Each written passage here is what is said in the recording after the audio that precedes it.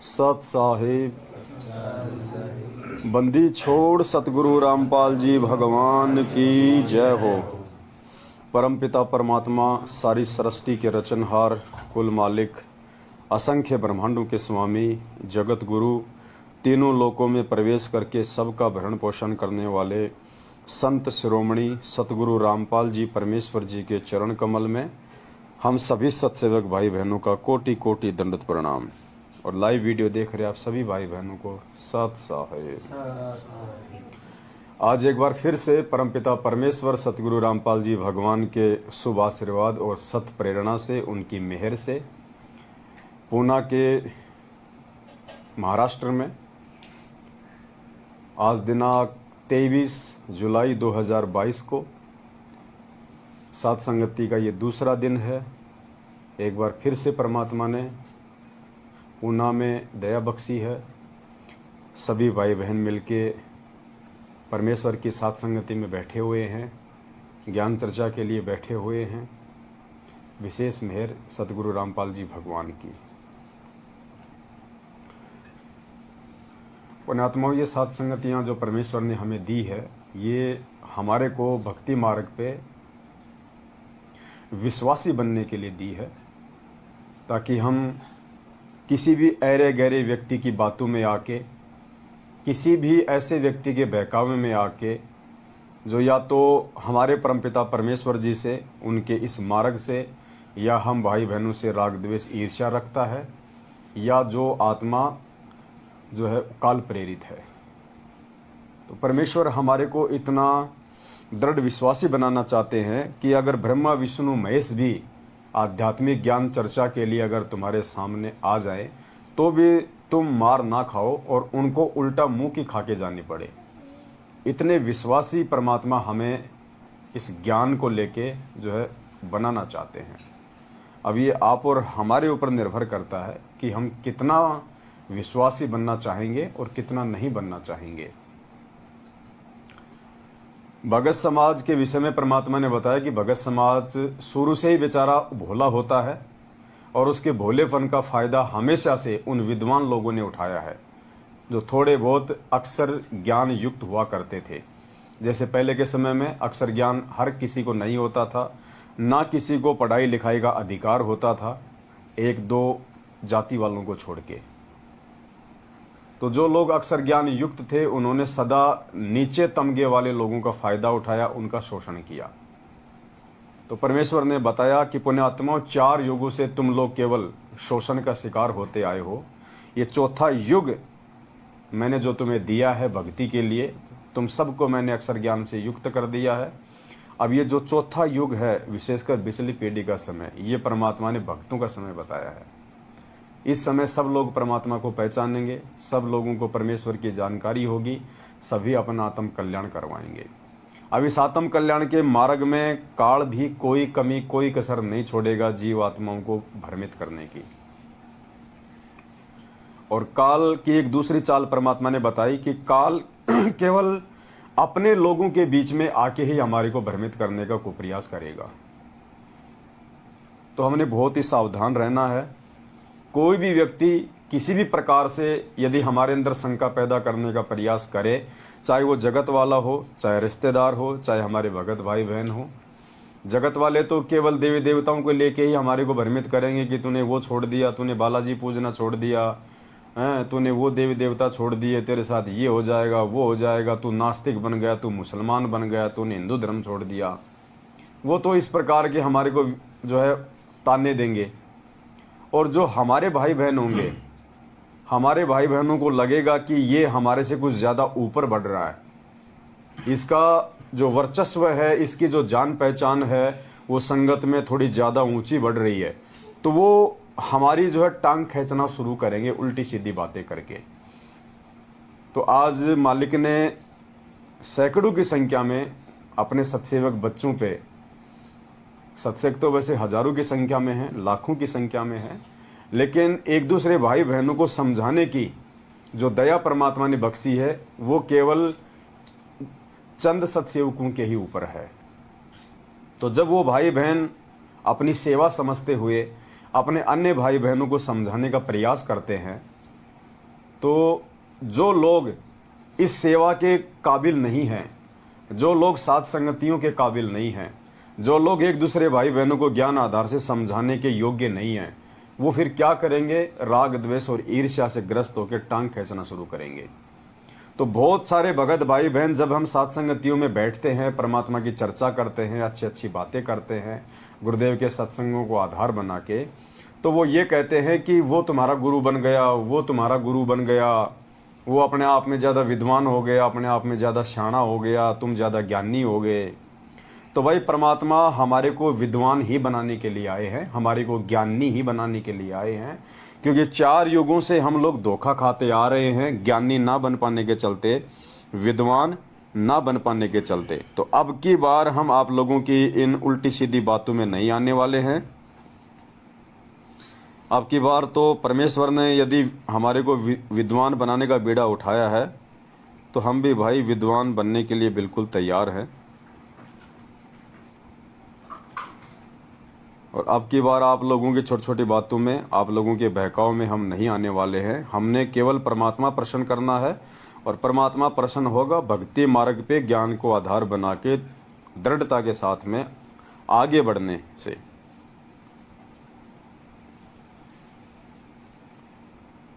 कुछ एक परमात्मा के सत्संग हैं जो हम साथ में लेके चलेंगे।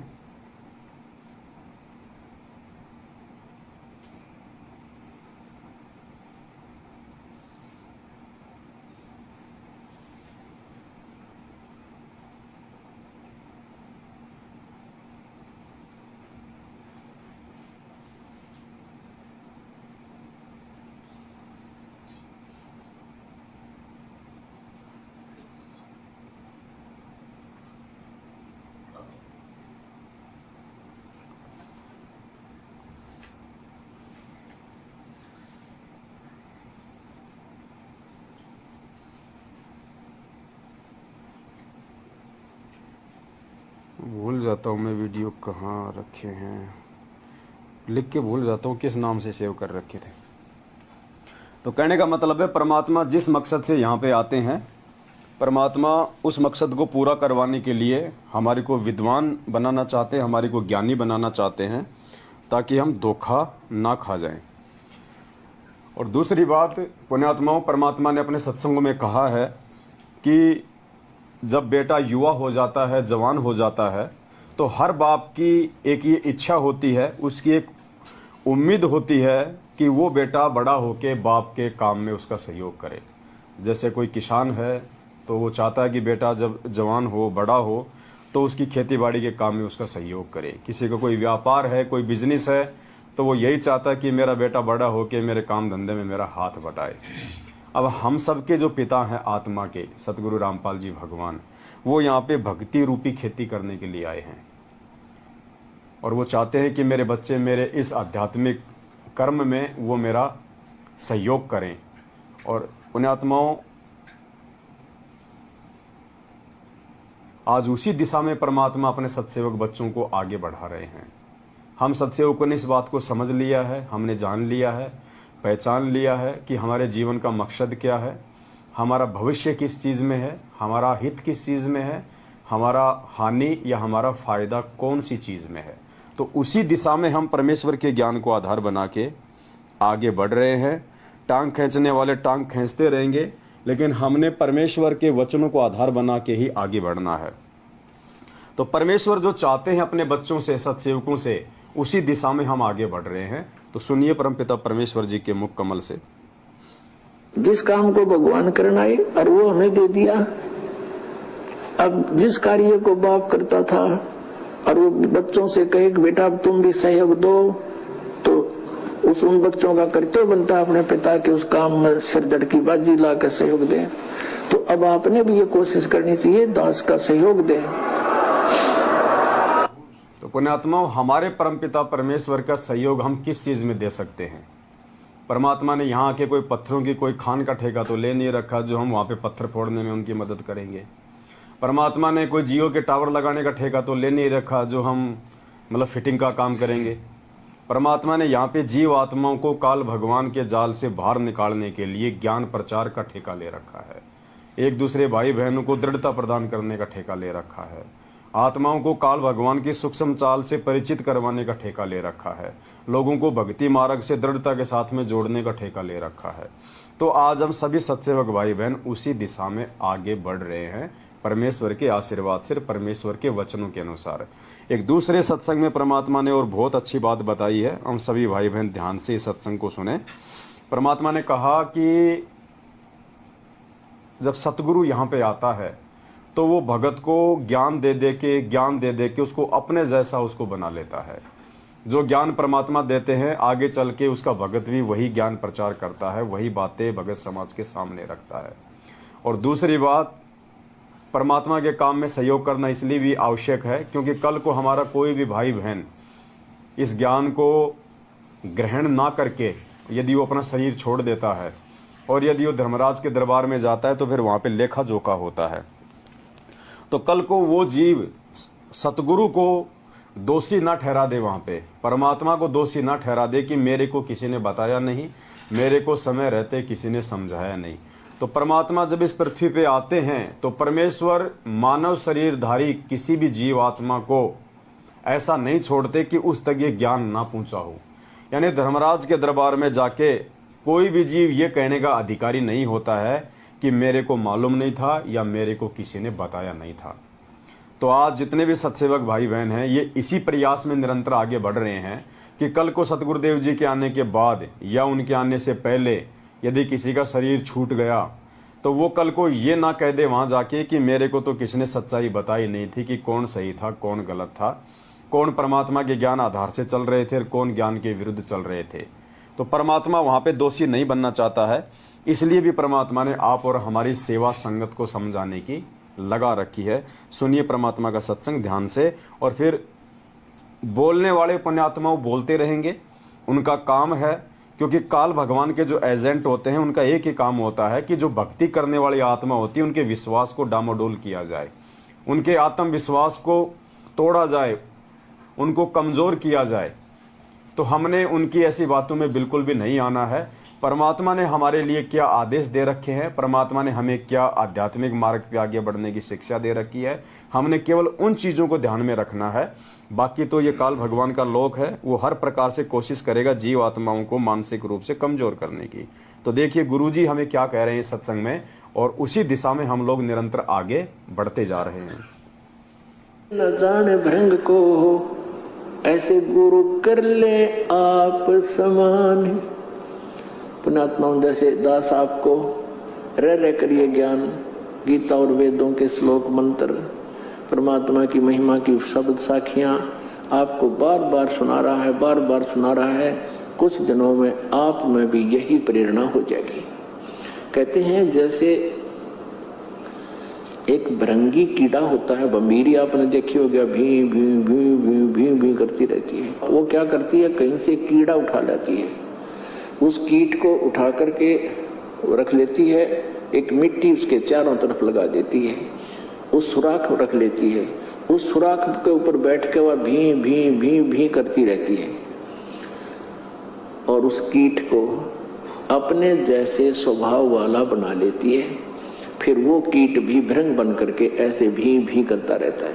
तो ये जो ज्ञान है गुरु जी के विषय बता रहे हैं कि सतगुरु जो होगा आपको इस प्रकार ज्ञान देगा और आप जी को ऐसा ज्ञान भर देगा, आप भी फिर अपने बहन भाइयों को मित्रों को ऐसे भी करना शुरू कर दोगे। ये स्वाभाविक है, क्योंकि इस मार्ग पर आने के बाद अपने मोक्ष की चिंता समाप्त हो जाती है। फिर हमें चिंता बनती है कि देख मेरा मित्र है, मेरी सहेली, भाई है, बहन है, कोई रिश्तेदार है, तो वहां दौड़ते हैं, वहां काल विद्यमान होता है और 100 बार समझाते हैं, पुण्यात्मा मान जाते हैं, जिनके अभी संस्कार कमजोर हैं वो आनाकानी करते रहते हैं। तो हमारा कर्तव्य है कि इस संदेश को जन जन तक पहुंचाएं ताकि कल को हम दोषी ना बन जाएं, क्योंकि हमें ज्ञान हो गया। और फिर वो जिनके पास ये संदेश पहुंच रहा है, जैसे दास ने पुस्तक बनाई है, प्रवचन किए हैं, सीडी बनाई है, और जन जन तक आप जी भी संदेश भेज रहे हो, किसी को बता रहे हो, समझा रहे हो, फिर वो प्राणी नहीं मानता है तो भगवान दोषी नहीं रहा, वो जाएगा यहां से मृत्यु के उपरांत इस धर्मराज के दरबार में, न्यायाधीश के पास खड़ा हो। वहां जाकर इसको पता लग जाता है कि मेरे से बहुत भयंकर गलती बन गई, मैंने भक्ति नहीं की और सारा जीवन ये संसारिक क्रियाओं में खो दिया। और वहां वचनबद्ध होकर आया था, भगवान अब के मनुष्य जीवन दे दो, मैं बहुत भक्ति करूंगा, अपने पेट के लिए धंधा भी करूंगा लेकिन आपको नहीं भूलूंगा। और सबसे पहले वही गलती की, धंधा याद रह गया पर भगवान भूल गया। तो परमात्मा कहते हैं कि यदि हमें जानकारी हो गई है सत्य असत्य की, ज्ञान अज्ञान की, भले और बुरे की, और उसके बाद यदि हम अपने अन्य भाई बहनों को नहीं समझाते हैं तो फिर हम परमात्मा के दोषी हो जाएंगे। तो हमें इस बरवाला कांड का जो षड्यंत्र है इसकी हमें पूरी जानकारी हो गई है, और वर्तमान में परमेश्वर ने जो ज्ञान दिया है 27 वर्षों से, वो भी परमात्मा ने सद्बुद्धि देके हमें समझा दिया है।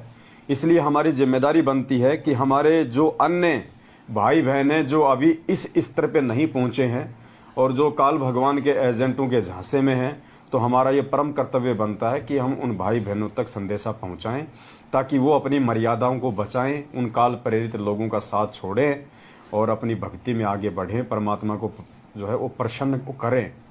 तो ये हमारी जिम्मेदारी बनती है और इस जिम्मेदारी को ना निभा के हम परमात्मा के दोषी नहीं बनना चाहते हैं। तो ये छोटी छोटी बातें थी जो आम तौर पे भाई बहन नहीं समझ पाते हैं, तो उनका थोड़ा सा भ्रम निवारण करना भी ये जरूरी होता है, ताकि हम आपस में बैठ के इस प्रकार से जो परमात्मा की चर्चा कर रहे हैं तो अपने मन में कोई शंका पैदा ना करे कि भाई वो तुम्हारा गुरु बन गया, वो तुम्हारा लीडर है, वो तुम्हारा नेता है। ये कोई राजनीतिक पार्टी नहीं है, ये आध्यात्मिक मार्ग है परमात्मा का। और परमात्मा कहते हैं कि गुरु से ज्ञान होने के बाद में, और ये ज्ञान भी ऐसा ज्ञान है जो पूरी दुनिया में नहीं है, आज से पहले ना ये ज्ञान किसी ने दिया ना कोई जानता था। परमात्मा ने आके ये ज्ञान दिया है आज 8 सितंबर 1951 को धरती पे प्रकट होके। तो ये ज्ञान पुण्यात्मा या तो वो परमात्मा जानता है या परमात्मा से इस ज्ञान को जो प्राप्त उसके बच्चे हैं वो जान सकते हैं, वो बता सकते हैं। तो आज हमारे पूज्य गुरुदेव जी सार जेल में बैठे हुए हैं, उनकी गैर हाजिरी में उनके बच्चों को जो काल भगवान के जाल में फंसाया जा रहा है, उनकी मर्यादा तोड़वा के काल भगवान के बाड़े में भेजा जा रहा है। तो फिर ये हम जैसे भाई बहनों के सत्सेवकों की ये जिम्मेदारी बन जाती है कि हम अपने भाई बहनों को हर संभव कोशिश करके उन तक हम ये ज्ञान पहुंचाएं, जानकारियां पहुंचाएं, ताकि वो उधर से निकलें, साथ संगति से जुड़े, इस सत्य के मार्ग से वो जुड़े। तो ये मन में छोटी छोटी जो खरपतवार है, काल भगवान बीच बीच में कुछ काल प्रेरित लोगों के अंदर प्रेरणा करके संगत में पैदा करवाता रहता है, तो हम उनकी बातों में ना आए, हम उनके झांसे में ना आए, और हम विश्वास और दृढ़ता के साथ में कि परमात्मा ने हमारे कोई अनमोल सेवा बख्शी है, और ये सेवा जो आज हम सत्सेवक कर रहे हैं ये युगों युगों बाद परमात्मा अपनी किसी आत्मा की झोली में डालता है। हर किसी के बस की बात नहीं है सतगुरु रामपाल जी भगवान के मार्ग में, उनके मिशन में उनका सहयोग देना। ये केवल कुछ बिरले आत्मा होती हैं जिन पे परमात्मा ये रजा बख्शता है, क्योंकि हर व्यक्ति, हर भगत इन सेवाओं के काबिल नहीं होता। परमात्मा कहते हैं गुरु पद सेव बिरला कोई, जहां पर कृपा साहिब की होई। तो गुरु जी की जो पद्धति है, गुरु जी का जो मार्ग है, जो मिशन है, उसको कोई बिरला भगत ही जान सकता है, पहचान सकता है। तो पुण्यात्माओं, उन बिरले भक्तों की सूची में हम सत्सेवकों को परमात्मा ने लाके खड़ा किया है। तो हमने इन छोटी छोटी बातों पे ध्यान नहीं देना है, हमने अपने मिशन को नहीं भूलना है, हमने निरंतर आगे बढ़ना है। और वैसे भी जिस आदमी को पहाड़ पे चढ़ना होता है वो फिर चूहे और बिच्छुओं के काटने की टेंशन नहीं करता है। चूहे और बिच्छू तो आएंगे उसके मार्ग में उसको रोकने के लिए, लेकिन वो चूहे और बिच्छुओं की चिंता नहीं करता है। तो कुछ एक हमारी संगत वाले ही काल प्रेरित भाई बहन अपनी जो छोटी मोटी अटपट जो फेसबुक पे, व्हाट्सएप पे कमेंट्स वगैरह के माध्यम से, मैसेज वगैरह के माध्यम से जो करते रहते हैं, जो हमारा मनोबल कमजोर करने का जो कुप्रयास करने की कोशिश में रहते हैं, हमने ऐसे लोगों से भी सावधान रहना है। और किसी भी अरे गहरे व्यक्ति के कुछ भी बोलने से, कुछ भी कहने से हमने अपने मकसद से पीछे नहीं हटना है। सब परमात्मा हमारे साथ में है, परमात्मा की दया से ही ये सात संगतियां हो रही है। परमात्मा की रजा से ही हम इतनी दूर दूर से आते हैं और परमात्मा की विशेष मेहर से हम उनके द्वारा दिए गए ज्ञान के ऊपर विवेचन करते हैं, विचार विमर्श करते हैं। अन्यथा पुण्यात्मा, ये जीव के बस की बात नहीं है कि परमेश्वर के द्वारा दिए गए ज्ञान पे भी वो चर्चा कर सके, क्योंकि ये चर्चा करने के लिए भी बहुत कुछ चीज़ों की आवश्यकता होती है। अगर आपके मुख से कोई भी बात इधर उधर की निकल गई और वो चीज़ रिकॉर्ड हो जाती है और आपके द्वारा यदि कोई उल्टा विचार दे दिया गया, ज्ञान विरुद्ध विचार दे दिया गया और उस विचार को यदि किसी आत्मा ने भोलेपन में फॉलो कर लिया, तो आप कितने बड़े जो है आप दोषी हो जाओगे परमात्मा के। तो यहाँ पे एक एक शब्द सदगुरु रामपाल जी भगवान की इच्छा से और उनकी मेहर से निकलता है, वरना मुझ पवन दास की इस 2 कौड़ी के जीव की कोई औकात नहीं है कि मैं परमात्मा के द्वारा बताए गए ज्ञान के ऊपर भी कोई डिस्कस करके आप लोगों को बता सकूं, समझा सकूं। ये गुरुदेव की मेहर है जो दास भाई बहनों के बीच में बैठ के ये ज्ञान चर्चा कर रहा है। अन्यथा इस ज्ञान के ऊपर चर्चा तो ब्रह्मा विष्णु महेश काल और दुर्गा भी नहीं कर सकते, इतना ज्ञान देने के बाद भी। जबकि यहाँ तो परमेश्वर के सत्संगों का निष्कर्ष निकाला जा रहा है।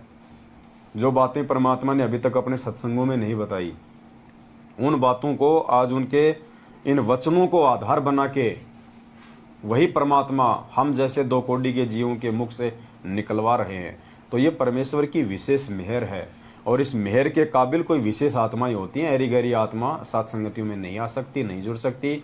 और यदि ऐरा गहरा व्यक्ति कोई अपने आप में शाना बन के सात संगति में आ भी गया, जुड़ भी गया, तो पुण्यात्मा ज्यादा दिन वो नहीं टिक पाएगा, क्योंकि सुअर की आदत होती है जब तक उसको गंध खाने को ना मिले वो नहीं टिक पाएगा। आप सुअर को 5 स्टार होटल में बैठा दो, रोगे सामने लड्डू जलेबी रसगुल्ले रख दो, उसको रास नहीं आएगी, वो चीज बिल्कुल रास नहीं आएगी। वो दौड़ेगा इधर उधर, कहीं कोई कचरा कहीं कोई विष्टा पड़ा होगा वहीं जाके मुंह मारेगा। तो यदि भूला भटका कोई अगर आ भी गया यहाँ पे जो सात संगतियों के लिए अधिकारी नहीं है, तो उसको सत्सेवक समझने की गलती ना करें। वो 2 दिन 4 दिन महीना 2 महीना साल 1.5 साल में वापस भाग जाएगा, क्योंकि ये बगुले की खुराक नहीं है। सात संगति हंसों की खुराक है। यहाँ पे मोती बरसते हैं, यहाँ पे मेंढक और घोंगे नहीं मारे जाते, बगुलों की खुराक नहीं है यहाँ पे।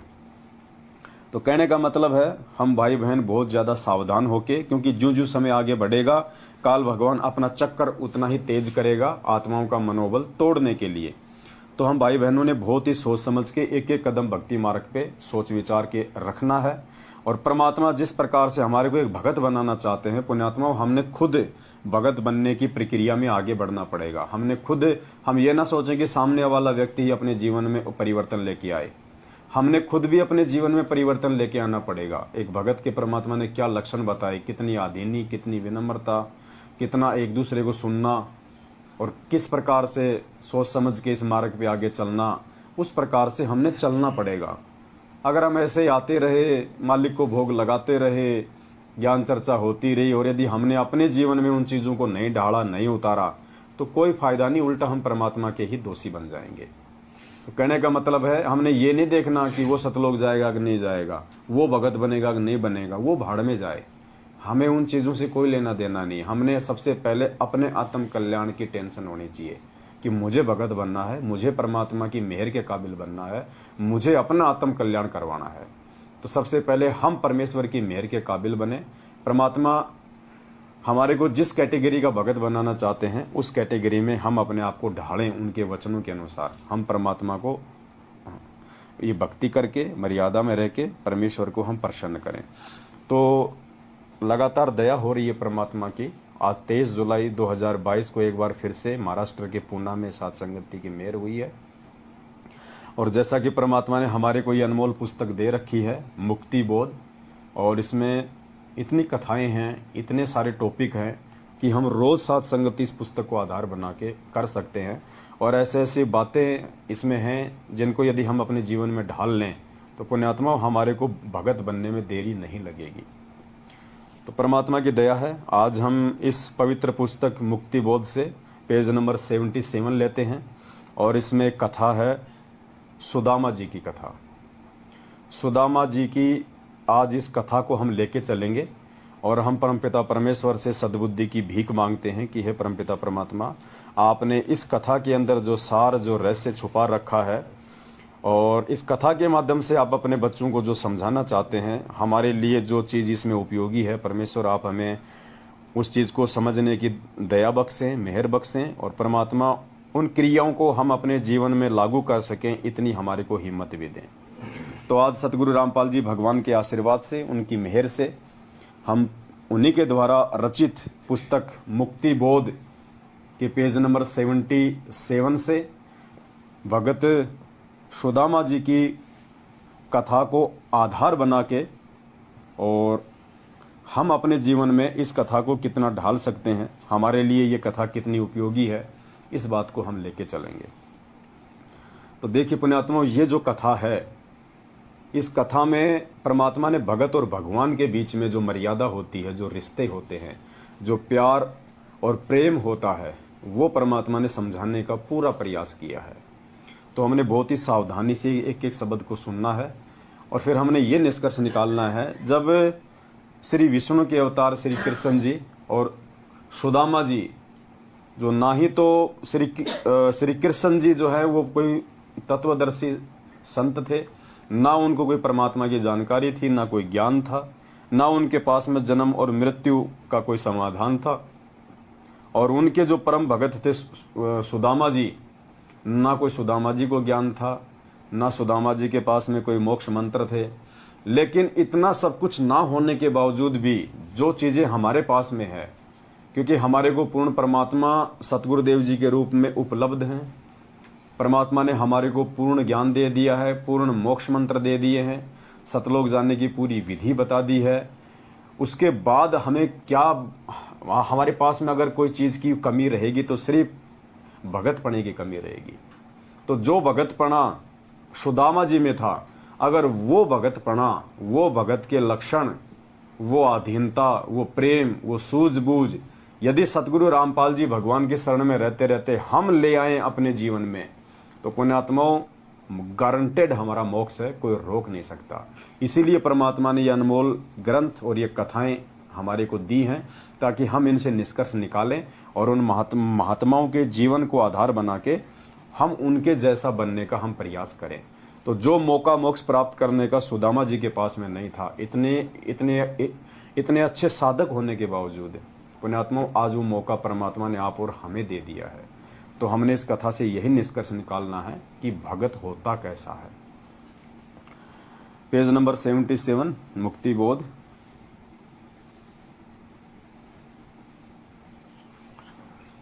श्री कृष्ण जी तथा ब्राह्मण सुदामा जी सहपाठी क्लास फेलो थे। शिक्षा काल में दोनों की घनिष्ठ मित्रता थी।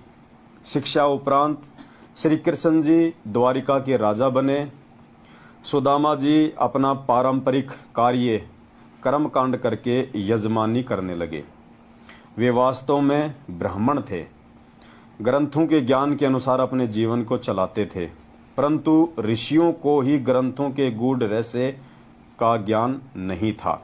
इस कारण से साधना, शास्त्र विधि त्याग कर मनमाना आचरण जो गुरुजनों ने बताया हुआ था वही किया करते थे, जिससे वर्तमान में कोई लाभ नहीं हो रहा था। यानी सुदामा जी को परमात्मा ने बताया कि बहुत अच्छी आत्मा थी, शास्त्रों के अनुसार वो भक्ति भी किया करता था, जैसा उसके गुरुजी ने शास्त्रों को समझा और उनको बताया, सारे नियम भी निभाता था, भगत वाले लक्षण भी थे। लेकिन वो जो साधना थी, क्योंकि वो नकली गुरु थे, उनको वास्तविक साधना का मालूम ही नहीं था, इसलिए उन्होंने सुदामा जी को जो साधना बताई, सुदामा जी ने अपने गुरुजनों के द्वारा बताई गई साधना को उत्तम साधना मान के भाई उसने उसको फॉलो भी किया। उसके बावजूद भी उनको कोई लाभ नहीं हुआ, क्योंकि वो मनमाना आचरण था, वो शास्त्र विधि अनुसार साधना नहीं थी, वो गीता जी के अध्याय नंबर 16 श्लोक नंबर 23 के अनुसार मनमाना आचरण था, जिससे कोई लाभ उनको नहीं होना था। इस कारण से साधना, शास्त्र विधि त्याग कर मनमाना आचरण जो गुरुजनों ने बताया हुआ था वही करते थे, जिससे वर्तमान में कोई लाभ नहीं हो रहा था। श्री सुदामा जी किसी यजमान को भ्रमित करके रुपये या अन्य पदार्थ नहीं लेते थे। पुण्यात्माओं, उस समय की बात है, ये 5,500 साल पहले की बात। सुदामा जी को ज्ञान भी था, पंडित भी थे, लेकिन फिर भी वो अपने किसी भी यजमान को उल्टी सीधी बातें बता के या उल्टे सीधे कर्मकांड करवा के लोगों को भ्रमित करके अपना पेट पालन नहीं करते थे। और आज देखिए, इस परमेश्वर की शरण में आने के बाद हमारे जो बड़े भाई है सतलोक आश्रम मैनेजमेंट हरियाणा वाले, उनको अच्छे और बुरे कर्मों का ज्ञान होने के बावजूद भी, शास्त्र विधि अनुसार भक्ति मिलने के बाद भी, कौन से कर्म करने से भक्ति बनेगी, कौन से कुकर्म करने से हमारा जीवन बर्बाद होगा, इतना सब कुछ पता होने के बाद भी, गुरुदेव के द्वारा इतना ज्ञान दिए जाने के बाद भी, आज वे लोग गुरुजी की पीठ पीछे उन्हीं के आदेशों की आड़ में ये लोग पाठ प्रकाश करने के अधिकारी नहीं है। पाठ प्रकाश के विषय में परमात्मा ने एक सत्संग में बताया कि ये गरीबदास जी महाराज जी के जो वाणियां है ना, इनको पढ़ने वाला भी उतना ही महापुरुष चाहिए। इन वाणियों को पढ़ने वाला भी उतना ही महापुरुष चाहिए, वरना उसके बिना ये वाणियां काम नहीं करेंगी। लेकिन आज उसी परमात्मा की आड़ में और गरीबदास जी महाराज जी की वाणियों का पाठ कर करके और किस प्रकार से भगत समाज को भ्रमित किया जा रहा है चंद पैसों के लिए। जो पाठ सतलोक आश्रम बरवाला में गुरुजी के रहते सहते मात्र 7,000 रुपए का था, आज वो पाठ इन्होंने 21,000 रुपए 15,000 रुपए का कर दिया। बताइए, 7,000 रुपए का पाठ इन्होंने 15,000 का कर दिया, जबकि घी का भी वही रेट है, मिश्री का भी वही रेट है, खोपरे का भी वही रेट है। उसके बावजूद भी इन्होंने 2 गुना ज्यादा पाठ प्रकाश का रेट कर दिया। इतना तो भारत सरकार डीजल पेट्रोल भी नहीं बढ़ाती जितना इन्होंने पाठ प्रकाश की राशि बढ़ाई है। पुण्यात्माओं, ये धंधा, परमात्मा कहते हैं फूटी ज्ञान विवेक की, अंधा है जगदीश, चंपाकली को 500 और मनी राम को 30। इन्होंने अपने धार्मिक धंधे के लिए ये भी नहीं देखा कि हम क्या कर रहे हैं और आगे चल के हमारे द्वारा किए गए इन कर्मों का क्या परिणाम निकलेगा। जो ज्योति हवन सतलोक आश्रम बरवाड़ा में 500 रुपए का होता था, वो ज्योति हवन आज इन्होंने 2100 रुपए का कर दिया। पुण्यात्माओं, टोटली परमात्मा के विधान के विपरीत, और ना ये ज्योति हवन करने के अधिकारी हैं, ना ये पाठ प्रकाश करने के अधिकारी हैं। परमात्मा जी क्या कह रहे हैं अपने सत्संग में, ध्यान से सुनिएगा। गरीबदास जी की वाणी, और गरीबदास जी की वाणी अब दास पढ़ा रहा है, क्योंकि इसको पढ़ने वाला भी उतना ही पवित्र चाहिए जितना महापुरुष हो परमात्मा ने जिनको ज्ञान दिया था। तो जो इस दास के मुख से जो सुनोगे उसका असर न्यारा होगा, और यदि सत्संग में कोई और करेगा भगत तो उससे लाभ नहीं होगा वो, क्योंकि अधिकारी के बिना यह काम करे को नहीं। और तो गरीबदास जी महाराज जी की वाणियों का जो पाठ है, जब तक उसको कोई अधिकारी नहीं करेगा तब तक वो भगत समाज के ऊपर असर करेगी नहीं। उस पाठ प्रकाश का लाभ उन भक्तों को मिलेगा ही नहीं। अब परमात्मा ये नहीं करेगी गरीबदास जी की कोई भी वाणी है और उसको कोई भी पढ़ेगा तो लाभ नहीं होगा, नहीं। ऐसे तो हम जो नित्य नियम करते हैं, असुर निकंदन रमैणी करते हैं, संध्या आरती करते हैं, उनमें 70% वाणियां गरीबदास जी महाराज जी की है, जो परमात्मा ने हमारे को रोज करने का आदेश दिया हुआ है। तो परमेश्वर इस प्रकार से वाणियों को पढ़ने के लिए यहाँ पे नहीं बोल रहे, यहाँ पे परमात्मा बात कर रहे हैं पाठ प्रकाश की, पाठ प्रकाश की बात कर रहे हैं यहाँ पे, जो 3 दिन का होता है, जो इन फर्जी आश्रमों में दिल्ली, मुंडका, भिवानी, रोहतक, इंदौर, जहाँ भी इन्होंने फर्जी आश्रम खोल रखे हैं, मनमुखी रूप से ये लोग जो पाठ प्रकाश करते हैं 15-15 हजार रुपए लेके। इन वाणियों के विषय में परमात्मा कहते हैं कि इन वाणियों को बोलने वाला, ये पाठ प्रकाश करने वाला भी उस गरीबदास जी महाराज जी के जितना ही पाक और पवित्र महापुरुष चाहिए। तो बताइए, क्या ये लोग अधिकारी हैं ये पाठ प्रकाश करने का? आश्रमों पे तो माता बहनों के नंबर ले लेकर इनकी रिकॉर्डिंग आती रहती है आए दिन। इनके आश्रमों में जाओ आप, भिवानी आश्रम में, वहाँ पे जो महेंद्र है, महेंद्र भगोड़ा, गुरुजी का छोटा भाई, उसने अपने समधी को, अपने बेटे के ससुर को उसने भिवानी आश्रम संभाला रखा है, धर्मपाल को। अब वो धर्मपाल की क्या सोच है, बहनों ने बताया कि एक बार हमारे में से कुछ बहनों को, कुछ वहाँ पे नेपाल की बहन थी जो मुंडका आश्रम में सेवा करती हैं, और कुछ यहाँ की अपने हरियाणा की, तो उन बहनों को मुंडका आश्रम से भिवानी आश्रम में भेज दिया गया। और वहां जाने के बाद में वो धर्मपाल क्या बोलता है, क्योंकि वहां पे तो सब काल प्रेरित है, तो 2-4 वहां पे ऐसे ही वो लड़के रहते हैं। तो उन लड़कों को कहा कि भाई इनमें से छांट लो, तुम्हारे को जो भी अच्छी लगे, सेटिंग मैं करवा दूंगा। वो बहनें बता रही हैं आज हमारे को फोन पे, रिकॉर्डिंग है दास के पास में, लेकिन बहन ने हमारे को मना किया कि भगत जी अभी रिकॉर्डिंग कहीं डालनी नहीं है। अब बताओ पुण्यात्माओं, ये लोग जब आश्रमों के संचालकों का ये हाल है, उनकी ऐसी घटिया सोच है, तो बताओ उन आश्रमों में जब गरीबदास जी महाराज जी की वाणियों का पाठ किया जाएगा तो भगत समाज को क्या लाभ मिलेगा। और पाठ करवाते करवाते भी भक्तों की दुर्गति हो रही है, अकाल मौतें हो रही हैं। बताइए परमात्मा कहाँ है भाई, कहाँ असर हो रहा है इन वाणियों का, इस पाठ प्रकाश का। ये राजनीति करने वाले लोग पाठ प्रकाश करेंगे तो ये पाठ प्रकाश लाभ देगा। ये राजस्थान के गैंगस्टर आनंदपाल सिंह जैसों की सीबीआई जांच का समर्थन करने वाले, उनको पात्रों को भक्तों के दान का 5-5 लाख रुपया चंदे के रूप में देने वाले गरीबदास जी महाराज जी की वाणियों का पाठ करेंगे, वो पाठ प्रकाश आपको लाभ देगा। तो पुण्यात्माओं जागो, ये समय बार बार नहीं आएगा। परमात्मा हर प्रकार से हमारे को समझाना चाहते हैं। हमने 27 साल से भगवान की बातों को तवज्जो नहीं दी, महत्व नहीं दिया, लेकिन आज इन सात संगतियों के माध्यम से पुण्यात्माओं इन चीजों को समझो। परमात्मा का एग्रीमेंट है काल भगवान के साथ में, वरना मालिक तो इतना समर्थ है, 1 सेकंड नहीं लगे उसको सबकी गुद्दी पकड़ के सीधे रास्ते पे ले आए, पूरी दुनिया को चुटकी बजाती। लेकिन वो परमात्मा ने नहीं करना है। अगर वही करना होता तो परमात्मा को इस गंदे लोक में आके 27 साल से दुख क्यों भोगने पड़ते। वो तो सतलोक में बैठा बैठा ही पूरी दुनिया को सद्बुद्धि दे देता, इस मार्ग पर लगा देता। जो परमात्मा सतलोक में बैठा बैठा 21 ब्रह्मांड को विमान की तरह यहाँ भेज सकता है सभी जीवात्माओं सहित, क्या वो परमात्मा सतलोक में बैठा बैठा सभी जीवात्माओं को वापस नहीं ले सकता सतलोक।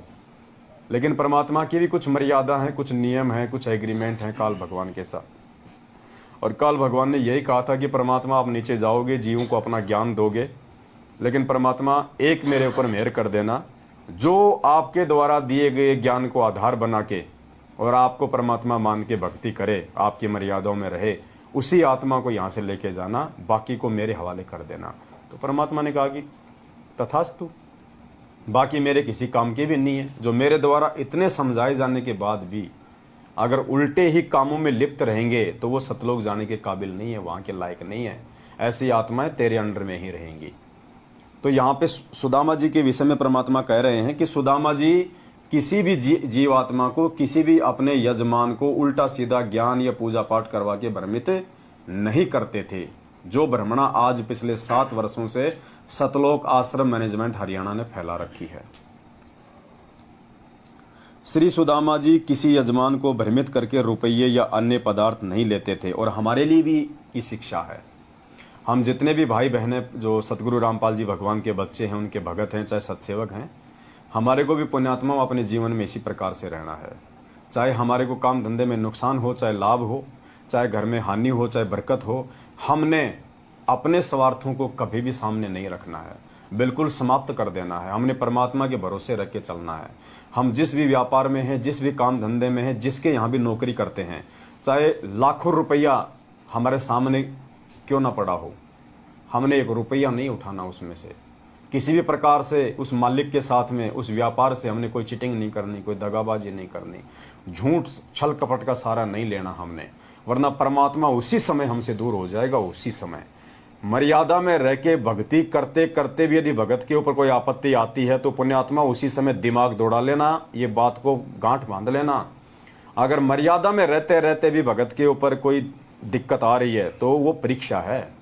परमात्मा चेक करना चाहता है हमारे को कि ये हीरा मेरा जो है कितना पक्का है या इसमें कितनी कमजोरी है, क्योंकि संकट में ही भगत की परीक्षा होगी, तकलीफों में ही भगत की परीक्षा होगी। लोहे का जब कोई औजार लोहार बनाता है, उससे पहले उसको आग में जलाता है, उसको लाल कर देता है, फिर उसके चोट मारता है। उसके बिना उसका वो औजार नहीं बनाया जा सकता जो लोहार बनाना चाहता है। तो हम भाई बहनों के ऊपर भी अगर छोटी मोटी कोई समस्या, कोई दुख तकलीफ आ जाती है भक्ति करते करते भी, तो हमारे को ये विश्वास होना चाहिए कि परमात्मा मेरे साथ में है और जरूर मेरा गुरुदेव, मेरा परमात्मा, मेरा भगवान मेरी परीक्षा ले रहा है कि मैं कितना उनको समझ पाया, कितने उनको ज्ञान को समझ पाया हूं। मान लीजिए किसी के ऊपर कोई आर्थिक समस्या है, कोई पैसे की समस्या है, बच्चों की फीस नहीं भर पा रहा, मकान का किराया नहीं भर पा रहा, गाड़ी की वो किस्त नहीं भर पा रहा, तो उस समय उसकी वो परीक्षा है परमात्मा की तरफ से। अब इसमें एक चीज और होगी, ध्यान देना इस बात को। ऐसे समय में जब आपके ऊपर कोई आर्थिक संकट आएगा या वैसे कोई प्रॉब्लम आएगी या कोई शारीरिक कोई प्रॉब्लम है, तो बराबर में वो परमात्मा आपको 2-3 ऑप्शन भी देगा। अगर आपके ऊपर आर्थिक समस्या आ रही है तो किसी ऐसे व्यक्ति के द्वारा आपको ये प्रलोभन दिलवाया जाएगा कि यार वो शराब की गाड़ी है, बस कुछ नहीं, रात को वहां से वहां उसको ठिकाने लगानी है, 3,000 रुपये एक रात में। अच्छा, हाँ, अरे कुछ नहीं यार, वो छोटा सा काम है, बस वो शराब की पेटी वहां से वहां करनी है, बस 24 घंटे कमाएगा उतना तो 1 घंटे में मिल जाता है वहां। तो परमात्मा हमारे को बराबर में ऑप्शन भी देगा।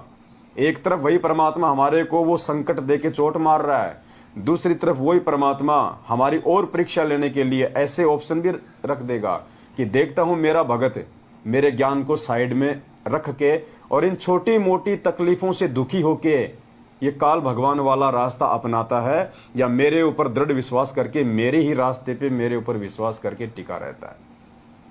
और जो टिका रहेगा उसकी तो परमात्मा बाद में कुछ दिनों बाद में उसकी बल्ले बल्ले कर देगा।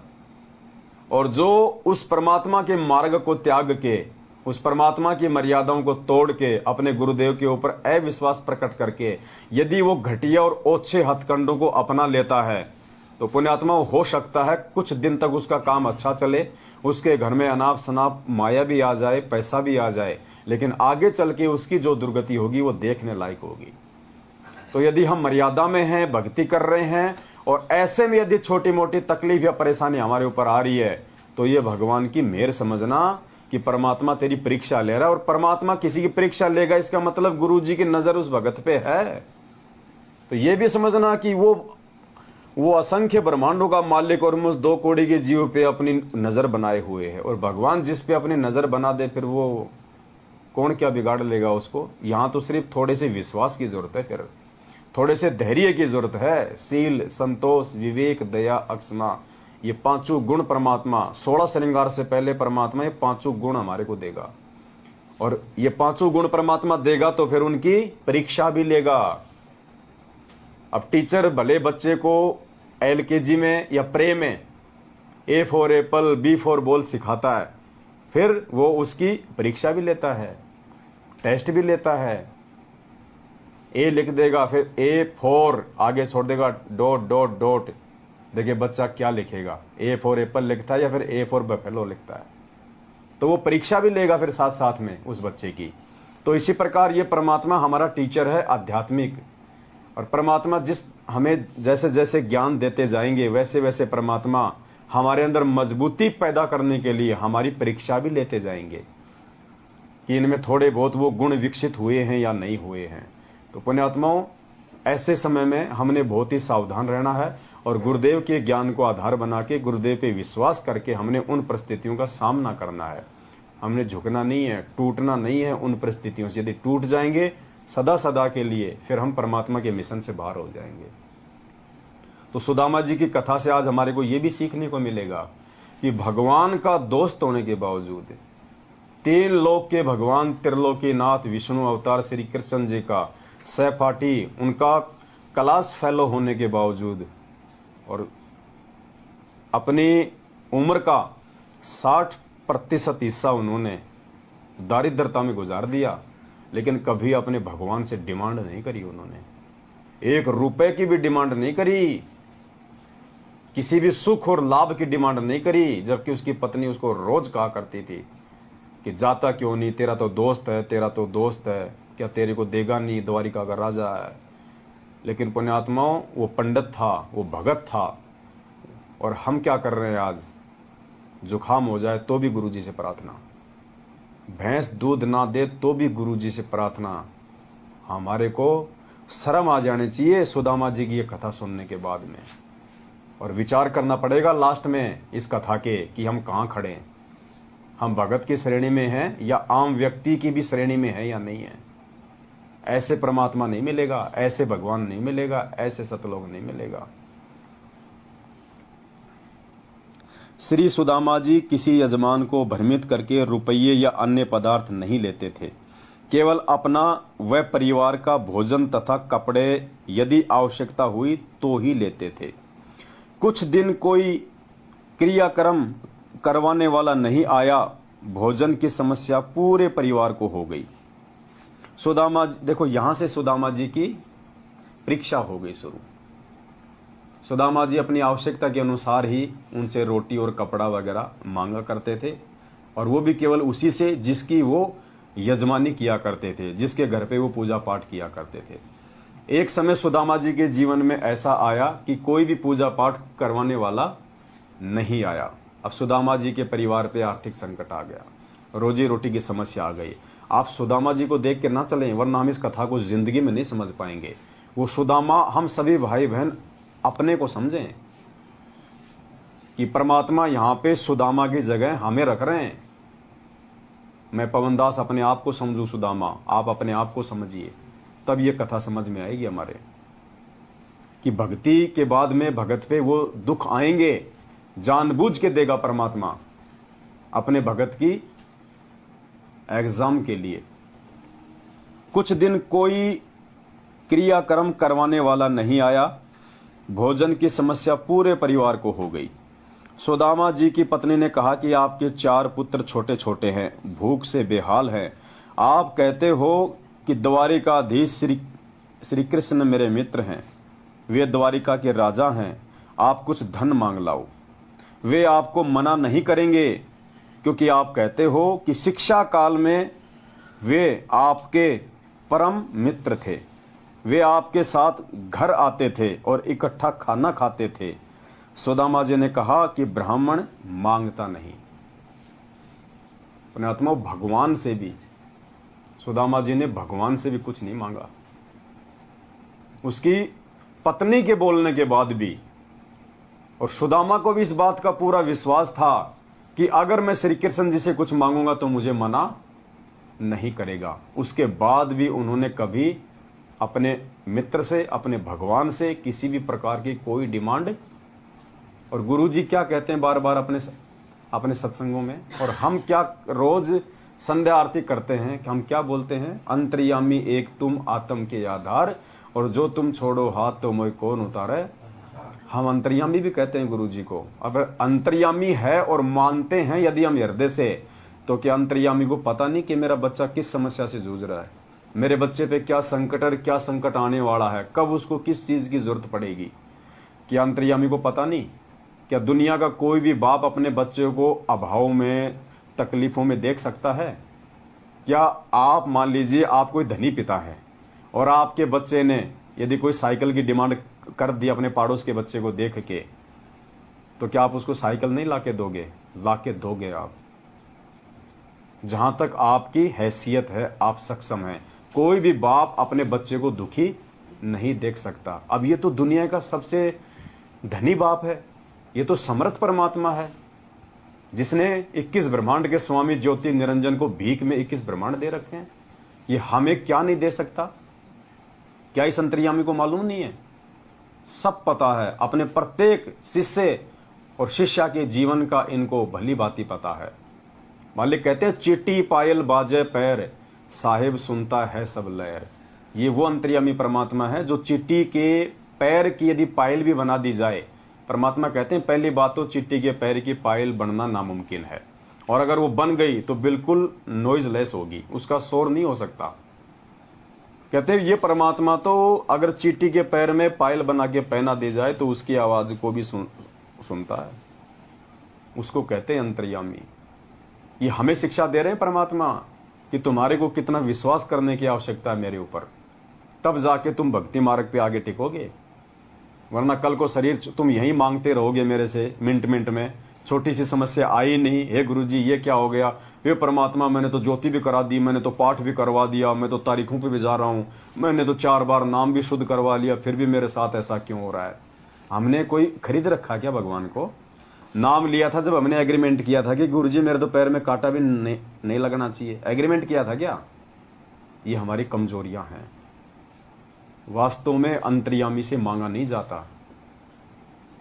एक पंजाबी भाई ने कोई भजन बना रखा था जिसमें उसने कहा था कि सब किछ जानदा किस आगे कीजे अरदास। सब किछ जानदा, वो परमात्मा सब कुछ जानता है, तुम किसके आगे अरदास कर रहे हो।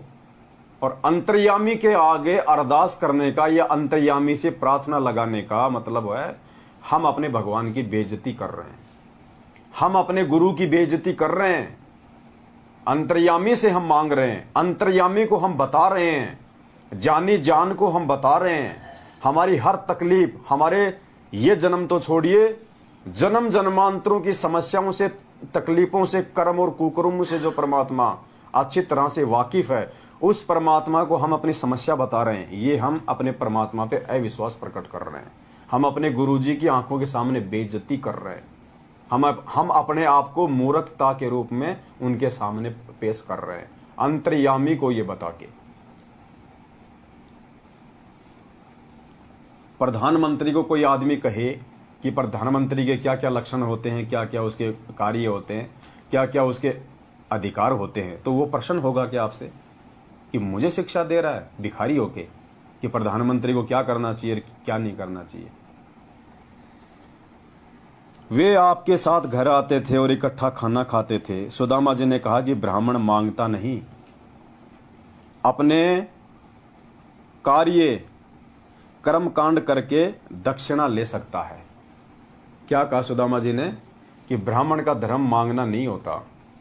ब्राह्मण का धर्म है कि जो उसने शिक्षा और दीक्षा प्राप्त की है उस आधार से अपनी पूजा पाठ करके अपने यजमान से विधिवत वो कुछ ले सकता है। पुण्यात्माओं, कितनी बड़ी शिक्षा है यहाँ पे। तो भगत का लक्षण भगवान से मांगना नहीं है, भगत का जो कर्म है वो भगवान से मांगना नहीं है।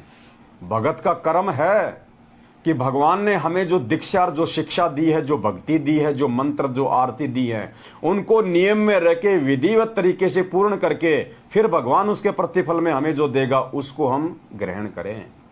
और जब हम मर्यादा में रहेंगे, भक्ति करेंगे, तो परमात्मा कौन सी कमी छोड़ेगा? फिर परमात्मा कौन सी कमी छोड़ेगा? मांगने की आवश्यकता नहीं पड़ेगी। यदि हम सही तरीके से भक्ति मार्ग पे चल रहे हैं तो आवश्यकता नहीं पड़ेगी भगत को भगवान से मांगने की। आगे से आगे देगा परमात्मा, रूंगे में देगा। यहां के सुख तो परमात्मा ने रूंगे में बताए ना। मालिक कहते हैं ना कि किसान होता है, गेहूं की फसल पैदा करता है, वो केवल अपने खाने के लिए, अपने परिवार के लिए, जीवन रक्षा के लिए, लेकिन पशुओं का चारा तो ऑटोमेटिक हो जाता है। उसने पशुओं के चारे के लिए गेहूं नहीं बोए थे, लेकिन उसका वो बाई प्रोडक्ट है, वो रूंगा है, वो तो देगा ही देगा। तो भक्ति तो हम आत्म कल्याण के लिए कर रहे हैं, जन्म मरण से छुटकारे के लिए कर रहे हैं। और यहाँ की जो सुख सुविधाएं हैं, जो भौतिक सुख सुविधा है, वो तो परमात्मा रूंगे में देगा यदि वास्तव में हमने सही बीज बो रखा है तो, और मर्यादा में रह के यदि हम उसकी देखभाल कर रहे हैं तो। और बीज बो दिया और उसकी कोई मर्यादा की नहीं, उसकी कोई रखवाली की नहीं, तो वो तो आवारा पशु खाएंगे, ना तो बीज बनेगा ना उसका कोई चारा बनेगा। तो सतगुरु से भक्ति लेके यदि हमने मर्यादा नहीं रखी, पांचों यज्ञ विधिवत नहीं किए, ज्ञान को आधार नहीं बनाया, तो भाई ना तो रूंगा मिलेगा और ना वो जन्म मरण का वो पीछा हमारा कोई वो छूटेगा। तो सुदामा जी ने क्या कहा? इसलिए सुदामा जी ने कहा कि ब्राह्मण मांगता नहीं, अपने कार्य कर्म कांड करके दक्षिणा ले सकता है। श्री कृष्ण मेरे यजमान भी नहीं है। कृष्ण तो मेरा यजमान भी नहीं है जो मैं उससे मांग सकूं या मैं उसकी पूजा पाठ कर सकूं। इसलिए मेरा सिर नीचा हो जाएगा। यदि मित्रता समाप्त करनी हो तो मित्र से कहो कुछ दो। ये गलती सुदामा ब्राह्मण नहीं कर सकता, भूखा मर सकता है। ये शिक्षा है उन भाई बहनों के लिए जो बात बात पे आश्रम के नंबरों पे प्रार्थना लगवा देते हैं। पुण्यात्मा बहुत बड़ा धोखा खा रहे हो, बहुत बड़ा धोखा। इस परमात्मा से मांग के, जो बिना मांगे देता है, उस भगवान से मांग के कितना बड़ा धोखा खा रहे हैं हम। ये काल इसी प्रकार से हमारी मर्यादा तोड़वा रहा है। और तुम मांगते किससे हो? तुम असल में तुम्हें यह भी नहीं पता तुम भगवान से भी नहीं मांगते। तुमने तो बीच में वो दलाल खड़े कर रखे हैं, एजेंट खड़े कर रखे हैं। तुम तो उन दलालों से मांग रहे हो। आत्मा का परमात्मा से संबंध है, बीच में कोई एजेंट नहीं होता। तुम्हारी प्रार्थना भगवान के पास भी नहीं जाती, बीच में खा जाते हैं काल एजेंट और कह देते हैं गुरु जी का आदेश आ गया, ज्योति करवा दो, गुरु जी का आदेश आ गया, पाठ प्रकाश करवा दो। यानी तुम्हारी मूर्खता का फायदा उठाया जा रहा है। मांगना अगर भगवान से भी प्रार्थना करनी है तो उनके सामने होती है, डायरेक्ट होती है। और अगर आत्मिक रूप से प्रार्थना करनी है तो अपने घर पे बैठ के करो, अपनी अंतरात्मा से, तब वो परमात्मा आपकी प्रार्थना को स्वीकार करता है। तुम ना तो अपनी अंतरात्मा से उनको अंतर्यामी मानते, ना उनको भगवान मानते, और बीच में जो ये दलाल बैठे हैं सतलोक आश्रम मैनेजमेंट हरियाणा वाले, काल भगवान के एजेंट, तुम्हें खाने के लिए, तुम्हारी भक्ति को खाने के लिए, इनके माध्यम से तुम भगवान के पास में प्रार्थना पहुंचवा रहे हो, जिनके कुकर्म पिछले 7 वर्षों के तुम्हारी आंखों के सामने हैं। तो एजेंट भी करो तो कोई ढंग के करो, बीच में कोई दलाल भी करो तो कोई ईमानदार करो, जो अपनी दलाली तक ही सीमित रहे। ये तो पूरा का पूरा माल खा रहे हैं। श्री कृष्ण मेरे यजमान भी नहीं है, इसलिए मेरा सिर नीचा हो जाएगा। यदि मित्रता समाप्त करनी हो तो मित्र से कहो कुछ दो। यह गलती सुदामा ब्राह्मण नहीं कर सकता, भूखा मर सकता है। शास्त्रों में लिखा है कि जिसने पूर्व जन्म में दान धर्म नहीं किया वह अगले जन्म में निर्धन रहता है। परमात्मा ने भी हमें यही बताया आज आके कि जिसने पिछले जन्म में कोई दान धर्म कोई पुण्य नहीं किया, जब परमात्मा की शरण में थे, तो ठीक है, हमने भक्ति तो की, तो भक्ति के प्रतिफल में परमात्मा ने फिर से हमें अपने शरण में ले लिया। लेकिन हमने दान धर्म नहीं किया, जिसके प्रतिफल में आज हमारे ऊपर ये आर्थिक संकट है, धन का अभाव है। और वो धन का अभाव पूरा करने का जो तरीका भी हमें परमात्मा ने बताया कि आज वर्तमान में सतगुरु की शरण में रह के उनके आदेश अनुसार यदि तू कुछ दान धर्म करेगा, ज्योति पाठ वगैरह यदि अपने सतगुरु से आज्ञा लेके करवाएगा, तो परमात्मा उसके प्रतिफल में तुम्हें उसी जन्म में भी धन देगा। जैसे परमात्मा ने उसी जन्म में द्रौपदी से 9 इंच का साड़ी का टुकड़ा लेके उसी जन्म में परमात्मा ने उसका चीर बढ़ाया था। तो वर्तमान में भी यदि हमारे को भौतिक सुख सुविधा चाहिए, धन चाहिए अपने घर परिवार के गुजारे के लिए, उसका जो तरीका है वो भी परमात्मा ने यही बताया कि अपने सतगुरु को दान धर्म कर विधिवत रूप से। मैंने पूर्व जन्म में कोई दान नहीं किया होगा, इसलिए मैं निर्धन हूं, मुझे धन नहीं मिल सकता। पत्नी ने 4 पुत्रों को उसके सामने खड़ा कर दिया, जो एक रोटी को एक दूसरे से छीनने की कोशिश कर रहे थे, जो मिश्राणी ने छुपा रखी थी, जो रात को बासी बची थी। बताओ, इतनी दारिद्रता, पुण्यात्मा, ये विचार करने की बात है। इतनी दारिद्रता, रात को 1 रोटी बची और 4 बेटे थे।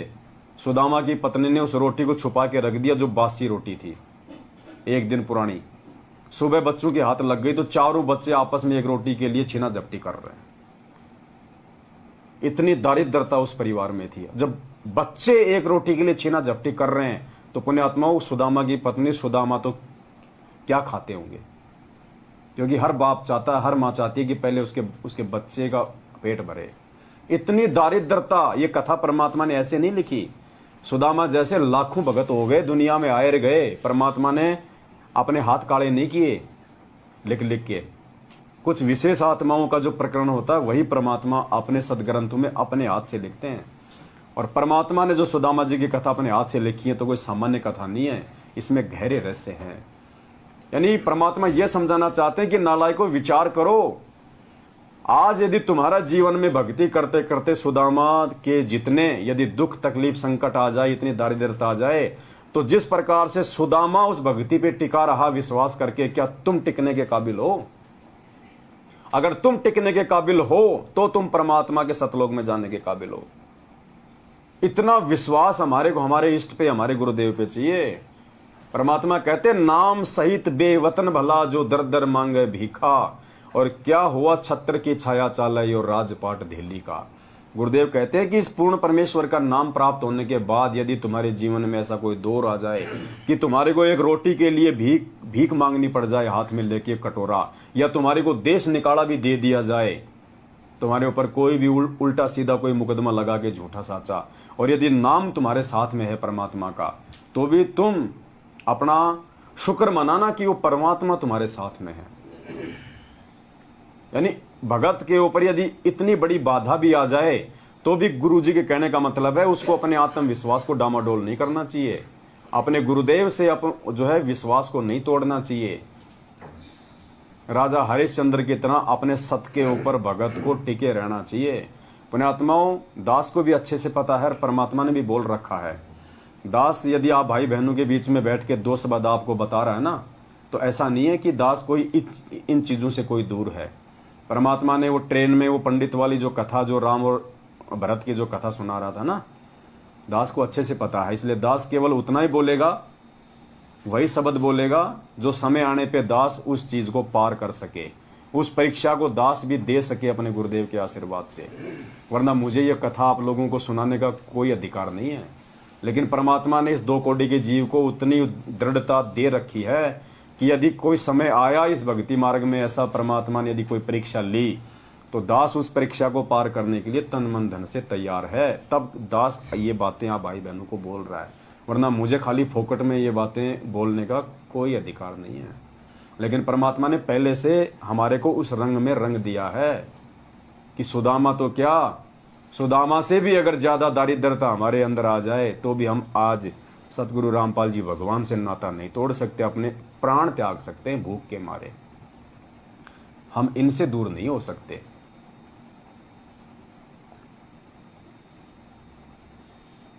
पत्नी ने चारों पुत्रों को उसके सामने खड़ा कर दिया जो एक रोटी के लिए एक दूसरे से छीनने की कोशिश कर रहे थे, जो मिश्राणी जी ने छुपा रखी थी, जो रात को बासी बची हुई थी।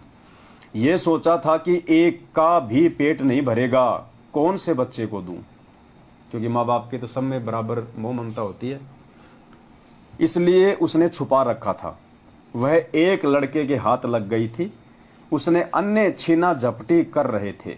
मिश्राणी ने कहा कि आप इन बच्चों के लिए मांग के ले आओ। पर ठीक है, अगर आप अपने लिए नहीं मांगना चाहते तो कम से कम इन बच्चों की हालत देखो। ये तो नहीं देखा जाता हमारे से। इन बच्चों पे थोड़ा सा तरस खा के और कम से कम कुछ धन मांग के ले आओ श्री कृष्ण जी से। मतलब उस काल देखो, यहां भी वो भगत था, वो श्री कृष्ण जी की भगत नहीं थी। भगत को अनुपदेशी परिवार वालों के द्वारा भी इस प्रकार से तोड़ने का काल प्रयास करेगा। हमने नाम ले लिया, हमारी भक्तमती ने नाम नहीं लिया, मां ने नाम नहीं लिया, भाई ने नाम नहीं लिया। अब काल क्या करेगा, हमारे को भक्ति क्रियाओं से विचलित करवाने के लिए उन लोगों में प्रेरणा करेगा, क्योंकि वो अनुपदेशी हैं। काल उनके अंदर आके बैठ जाएगा और उनके माध्यम से हमारे को दुखी करेगा, हमारे को वो परेशान करेगा। जैसा कि सुदामा की पत्नी के अंदर वो काल प्रवेश करके सुदामा को अपने उस पांडित्य कर्म से नीचे गिराने की वो कोशिश करवा रहा था कि सुदामा अपने उस भक्ति विधान को छोड़ के और भगवान के आगे जाके हाथ फैला दे, अपने उस मित्र के आगे। पुण्यात्माओं, ये परिस्थितियां गुरुजी समझाना चाहते हैं कि जब तुम भी नाम ले लोगे और तुम भी भक्ति विधान से मेरे मार्ग पे चलोगे मर्यादाओं के साथ, तो तुम्हारे साथ भी ऐसा ही होगा। तुम्हें भी तोड़ने का प्रयास किया जाएगा और उन लोगों के द्वारा प्रयास किया जाएगा जिनके सामने बहुत ही कम लोग हिम्मत कर पाते हैं उनके बातों का जवाब देने की, उनके सामने भी टिके रहने की। क्योंकि पति पत्नी का रिश्ता ऐसा ही होता है। हर आदमी अपनी पत्नी की बातों को नहीं काटता, डरता है वो कहीं बाल बच्चों को छोड़ के ना चले जाए, पीहर ना चली जाए, काम ना बिगड़ जाए, समाज में बेइज्जती ना हो जाए। तो काल ऐसे लोगों के माध्यम से ये हमारे ऊपर दबाव बढ़वाएगा ताकि ये जल्दी दबाव में आ जाए। तो हमने कितना सावधान रहना है। आज बहुत सारे भाई बहन कहते हैं ना अपन इंटरव्यू में कि मेरी पत्नी 6 महीने से मायके में है, उसने कहा था कि या तो बाबा रामपाल को रख ले इस घर में या मेरे को रख ले।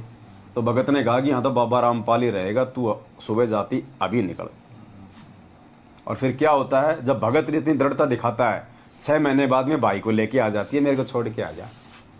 और उस समय यदि भगत झुक जाता तो हमेशा के लिए उसके ऊपर वो शेरनी बन के रहेगी, फिर भक्ति नहीं करने देगी।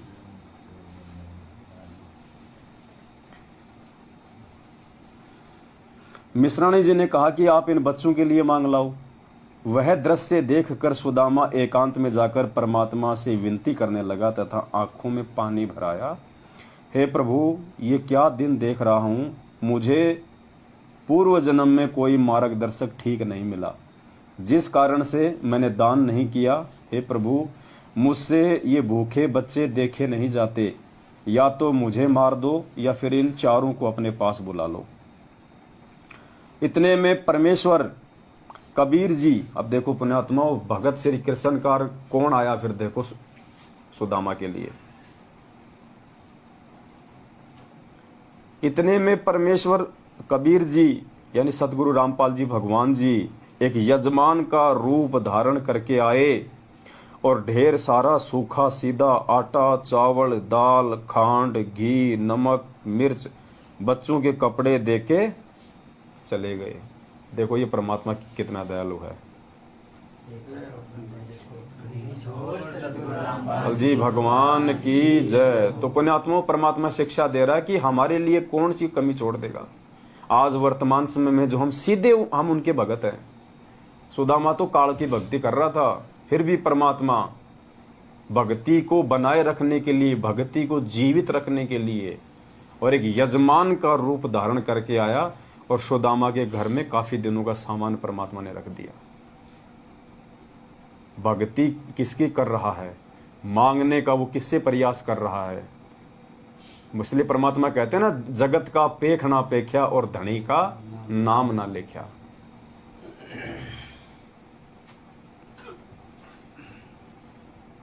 इतने में परमेश्वर कबीर जी एक यजमान का रूप धारण करके आए और ढेर सारा सूखा सीधा आटा, चावल, दाल, खांड, घी, नमक, मिर्च, कपड़े देके चले गए।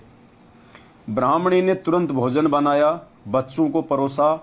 इतने में सुदामा जी आंसू पोंछकर रसोई की ओर गया तो बच्चे खाना खा रहे थे। यानी सुदामा अपने बच्चों की हालत देख के साइड में जाके वो रोने लग गया, क्योंकि और कोई चारा नहीं था उसके पास। उल्टे कर्म वो कर नहीं सकता था, झूठ पाखंड किसी के साथ वो कर नहीं सकता था। हम तो 2 मिनट में झूठ बोल दें आज। हम कहाँ है पुण्यात्मा। परमात्मा यही इस कथा के माध्यम से समझाना चाह रहे हैं। सुदामा उस समय यदि अपने मन में दोष ले आता, यदि कोई झूठ साच करके कहीं से कुछ लाता, परमात्मा नहीं आता सामान लेके, लेकिन मालिक ने देख ली उसकी दृढ़ता कि मर जाएगा लेकिन ये ओछे हथकंडे नहीं अपनाएगा। और भगवान कितना दयालु होता है। परमात्मा कहते हैं बाप से ज्यादा बच्चे माँ को 100 गुना ज्यादा प्यारे होते हैं, और माँ से भी हजारों गुना ज्यादा सतगुरु को अपना शिष्य प्यारा होता है। तो भगवान तुरंत आ गया वहां पे। इतने में सुदामा जी आंसू पोंछकर रसोई की ओर गया तो बच्चे खाना खा रहे थे। पूछने पर पता चला कि कोई भगत आया था, ये सामान दान कर गया। सुदामा जी ने पूछा कि क्या नाम बताया था। पत्नी ने कहा कि दामोदर नाम बताया था। सुदामा जी ने अपने दिमाग पर जोर दिया तो कोई भी दामोदर नाम का यजमान उनका नहीं था। उस नाम का कोई भी व्यक्ति नगरी में भी नहीं था।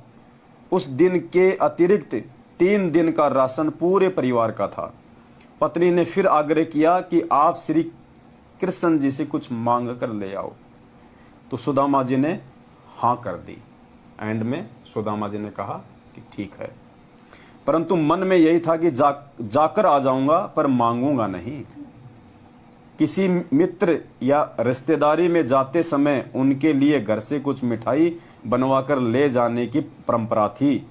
उसके स्थान पर पत्नी ने 3 मुट्ठी यानी 250 ग्राम चावल भूनकर भगत की चद्दर के पल्ले से बांध दिए। सुदामा जी द्वारिका में तीसरे दिन शाम को पहुंचा। मैले कपड़े, टूटी जूती, एक भिखारी जैसे वेश में श्री कृष्ण जी के राजभवन के सामने द्वार पर जाकर खड़ा हो गया और द्वारपाल से अंदर जाने के लिए आज्ञा चाही। तो द्वारपाल ने परिचय पूछा, कौन हो, क्या नाम है, कहां से आए हो, क्या काम है। यह राजा का राजभवन है, आपको किससे मिलना है। सुदामा जी ने अपना परिचय दिया। फिर द्वारपाल ने कहा कि पहले हम महाराज जी से आज्ञा लेकर आएंगे, यदि आज्ञा हुई तो आपको अंदर उनसे मिलवाएंगे। द्वारपाल ने श्री कृष्ण जी को सब पता बताया तो श्री कृष्ण नंगे पैरों सिंहासन छोड़कर दौड़े दौड़े आए। यानी परमात्मा कह रहे हैं कि 3 लोक का भगवान भी अपने भक्तों से, जो उसकी विधिवत भक्ति करता है, उससे इतना प्रेम करता है। नंगे दौड़े भगवान वहां से, श्री कृष्ण जी त्रिलोकीनाथ भगवान विष्णु। पुण्यात्मा, ये परमात्मा कौन सी कमी छोड़ देगा हमारे लिए, लेकिन हमें विश्वास नहीं है। उस श्री कृष्ण जी के भक्तों के काम भी इन्हीं सतगुरु रामपाल जी भगवान ने सारे। और जब आज हम सीधे तौर पे उनकी शरण में हैं, और यदि सुदामा जितना हम विश्वास अपने अंदर अपने भगवान पे पैदा कर दें, तो ये भगवान नंगे पैर तो छोड़ो पुण्यात्मा, ये तो अगर खाना खा रहा हो तो उठ के दौड़ लेगा। द्वारपाल ने श्री कृष्ण जी को सब पता बताया तो श्री कृष्ण जी नंगे पैरों सिंहासन छोड़कर दौड़े दौड़े आए और मैले धूल भरे कपड़ों सहित सुदामा जी को गले से लगा लिया और सिंहासन पर बैठा दिया, अपने सिंहासन पर बैठा दिया परमात्मा ने।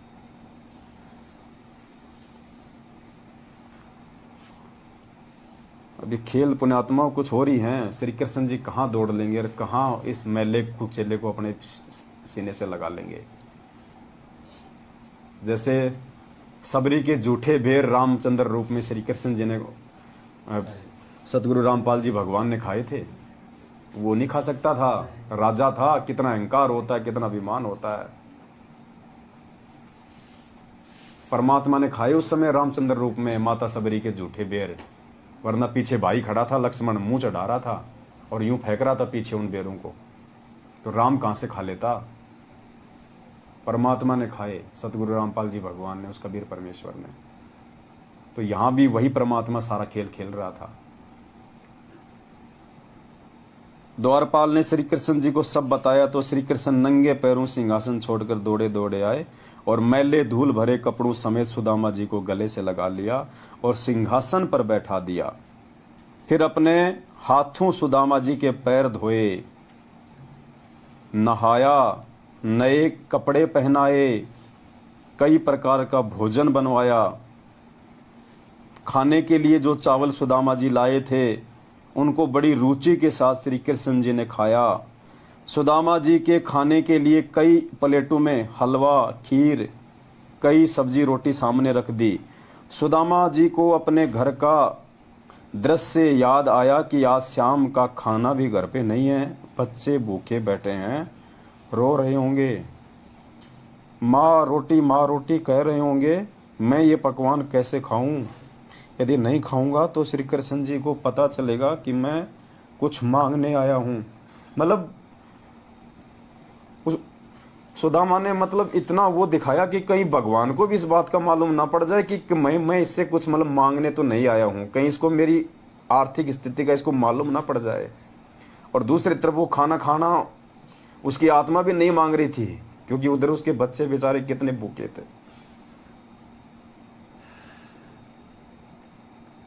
इसलिए एक ग्रास रोटी लेकर धीरे धीरे खाने लगा, उंगलियों को बार बार मुख में चाटकर समय बिताने लगा। परंतु श्री कृष्ण जी की दृष्टि से मित्र के मुख कमल पर थी। सब हाव भाव देख रहे थे।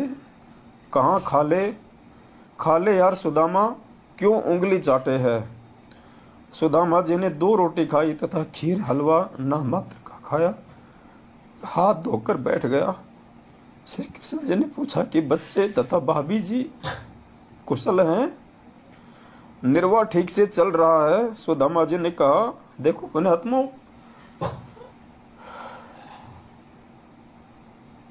हम तो सुदामा के पैर के लायक भी नहीं है, उसके चरणों की धूल भी नहीं है, और बात करते हैं हम सतलोक जाने की।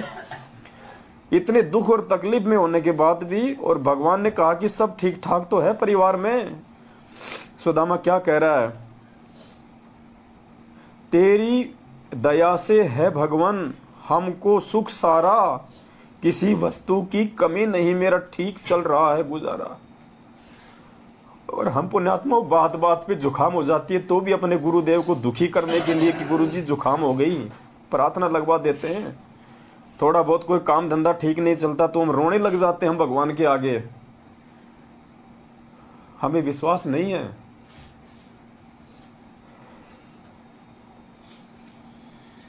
हमारी आदतों को बिगाड़ा जा रहा है काल भगवान के द्वारा, इस मैनेजमेंट वालों को निमित्त बना के हमारी आंखों के सामने हमारे को नंबर दे देंगे कि लगाओ प्रार्थना, लगाओ प्रार्थना। हमारी आदतों को बिगाड़ा जा रहा है, हमारे को भगवान के ऊपर विश्वास नहीं करने दिया जा रहा। इसलिए हम विनती करते हैं इन लोगों का साथ छोड़ो भाई, ये लोग हमारे को विश्वासी नहीं बनने देंगे। हमारे अंदर जो दृढ़ता, जो विश्वास गुरुजी पैदा करना चाहते हैं सुदामा की तरह, ये लोग नहीं करने देंगे। यही काल भगवान की सूक्ष्म चाल होती है। तो सुदामा जी ने कहा कि तेरी दया से है भगवान हमको सुख सहारा, किसी वस्तु की कमी नहीं, मेरा ठीक चल रहा गुजारा। श्री कृष्ण जी तो समझ चुके थे कि यह मर जाएगा पर मांगेगा नहीं। उसी समय सुदामा जी को दूसरे कमरे में विश्राम के लिए निवेदन किया और राज दरबार में जाकर विश्वकर्मा जी को बुलाया, जो मुख्य इंजीनियर था, तथा सुदामा जी का पूरा पता लिखवाकर उसका सुंदर महल बनाने का आदेश दिया।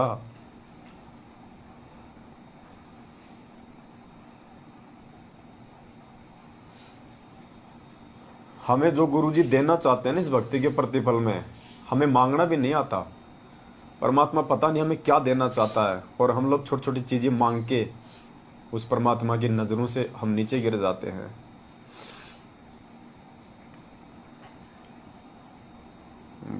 एक समय की बात है, कोई बच्चा अपने पिताजी के साथ में किसी दुकान पे गया, तो उसने कहा कि बेटा टॉफी लेगा, दुकानदार ने कहा। तो बच्चे ने कहा कि हाँ अंकल मैं टॉफी लूंगा। बोला बेटा ले ले, ये डब्बा है, इसमें निकाल ले। बच्चे ने नहीं निकाली। बोला बेटा ले ले इस डब्बे के अंदर। बच्चे ने हाथ आगे नहीं बढ़ाया। तो बोला बेटा तू क्यों नहीं ले रहा? बोले अंकल जी मेरा हाथ बहुत छोटा है, अगर मैं मेरे हाथ से उठाऊंगा तो क्या पता 4 टॉफी आएंगी, 5 टॉफी आएंगी, और आप यदि अपने हाथ से दोगे तो बहुत सारी आएंगी। तो पुण्यात्मा अगर भगवान अगर भगत की भक्ति से प्रसन्न होकर अगर अपनी इच्छा से उसको कुछ देगा, पता नहीं परमात्मा क्या दे दे। और हम नालायक एक कार, एक कोठी, एक मकान, अपने बच्चों की नौकरी मांग मांग के, और जो परमात्मा हमें जो देना चाहता है वास्तव में, हम उससे भी हम दूर हो जाते हैं।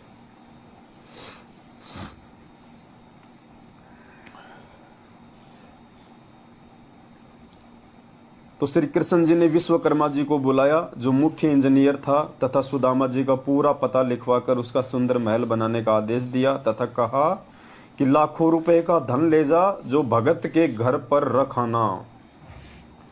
ये कार्य 1 सप्ताह में होना चाहिए। विश्वकर्मा जी ने 6 दिन में कार्य संपूर्ण करके रिपोर्ट दे दी।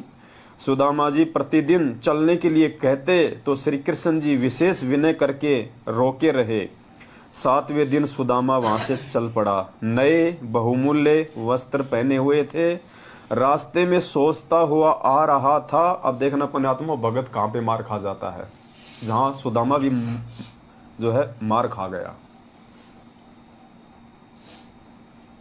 सुदामा ने उनको अंतर्यामी नहीं माना, उनको परमात्मा नहीं माना, घट घट का वासी नहीं माना। सुदामा भी कहां अपने मित्र के प्रति मन में दोष पैदा करके मार खा गया। ये बहुत ही इंपॉर्टेंट टॉपिक है। अगर भगवान अगर हमारे को राहत नहीं भी दे रहा है, हमारे जीवन में छोटा मोटा कोई संकट आ गए और गुरुजी यदि हमारे को राहत नहीं दे रहे, पुण्यात्मा मन में दोष पैदा नहीं करना, मन में दोष पैदा नहीं करना कि भक्ति सही है या नहीं है, गुरुजी पता नहीं सही है या नहीं है। अब देखना सुदामा कहां मार खा गया।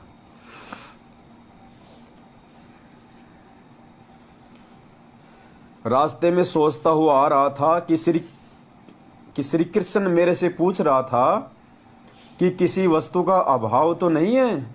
क्या उसको दिखाई नहीं दे रहा था कि मेरा क्या हाल है? वही बात हुई ना कि मित्रता समान हैसियत वालों से ही करनी चाहिए। सुदामा के मन में ये दोष आ गया कि वहां बार बार मेरे से श्री कृष्ण पूछ रहा था कि घर पे तो सब ठीक है, भाभी तो ठीक है, बच्चे तो ठीक है, कोई चीज की कमी तो नहीं है ना। तो सुदामा ने सोचा कि क्या उसको मेरी हालत नहीं दिखाई दे रही थी?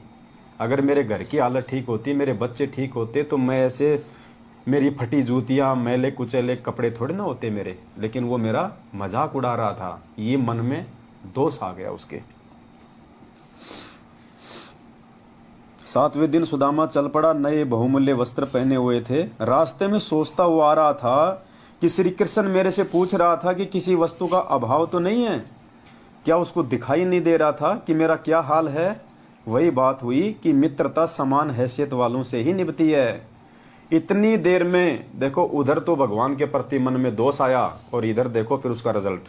हमें शिक्षा दे रहे हैं गुरुजी कि कैसी भी विकट परिस्थिति आ जाए, भगवान से विश्वास नहीं हटाना, मन को कमजोर मत करना, आत्मा को नीचे मत गिरने देना। ये परीक्षा का समय होता है। सुदामा ऐसा सोच ही रहा था, मन में दोष लेके आया। इतनी देर में जंगली भीलों ने रास्ता रोक लिया और कहा कि निकाल जो कुछ ले रखा है। सुदामा जी ने कहा कि मेरे पास कुछ नहीं है। भीलों ने तलाशी ली तो कुछ नहीं मिला। सुदामा जी के कीमती धोती कुर्ता छीन ले गए, उसको नंगा छोड़ गए। सुदामा जी को यह सजा अविश्वास की मिली थी। क्या कह रहे हैं गुरुजी? जो कपड़े लत्ते थे ना, वो भी निकलवा ले गए, नंगा, अंडरवियर भी नहीं छोड़ी। और गुरुजी कह रहे हैं कि सुदामा को ये सजा मिली थी, ये किस चीज की मिली? अविश्वास की। ये हमें शिक्षा दे रहे हैं गुरुजी कि नाम दीक्षा लेने के बाद अपने भगवान पे अविश्वास नहीं करना बिल्कुल भी, चाहे दुनिया इधर से उधर क्यों ना हो जाए, काल तुम्हें कितना भी तोड़ने मरोड़ने का प्रयास क्यों ना करे, तुम्हारे मन में कितने भी विक्षेप पैदा क्यों ना करे। जैसे अर्जुन और सर्जुन मार खा गए थे भगवान पे अविश्वास करके, भगवान पे शंका करके। जब लोगों ने कहा ना कि तुम कहाँ मर गए थे, यहाँ तो कबीर ने ऐसा कांड कर दिया, बड़े बाजार में बेइज्जती कर दी, हमारे को मुंह दिखाने के लायक नहीं छोड़ा। तो अर्जुन सर्जुन ने पहले तो हिम्मत दिखाई, बड़े नालायको तुम क्या बोल रहे हो, तुम्हारे मुंह में कीड़े पड़ जाने चाहिए, तुम गुरुजी के बारे में ऐसा बोल रहे हो। तो फिर लोगों ने कहा कि तेरे को विश्वास नहीं है क्या, उस वैश्या के घर पे जाके देख ले, वहीं मिलेंगे गुरुजी तेरे को, रोज जाते हैं। तो अर्जुन सर्जुन के मन में क्या आया पता है? उन्होंने बोला भाई अगर आंखों से देख लेंगे तो मानेंगे, वही मार खा गए।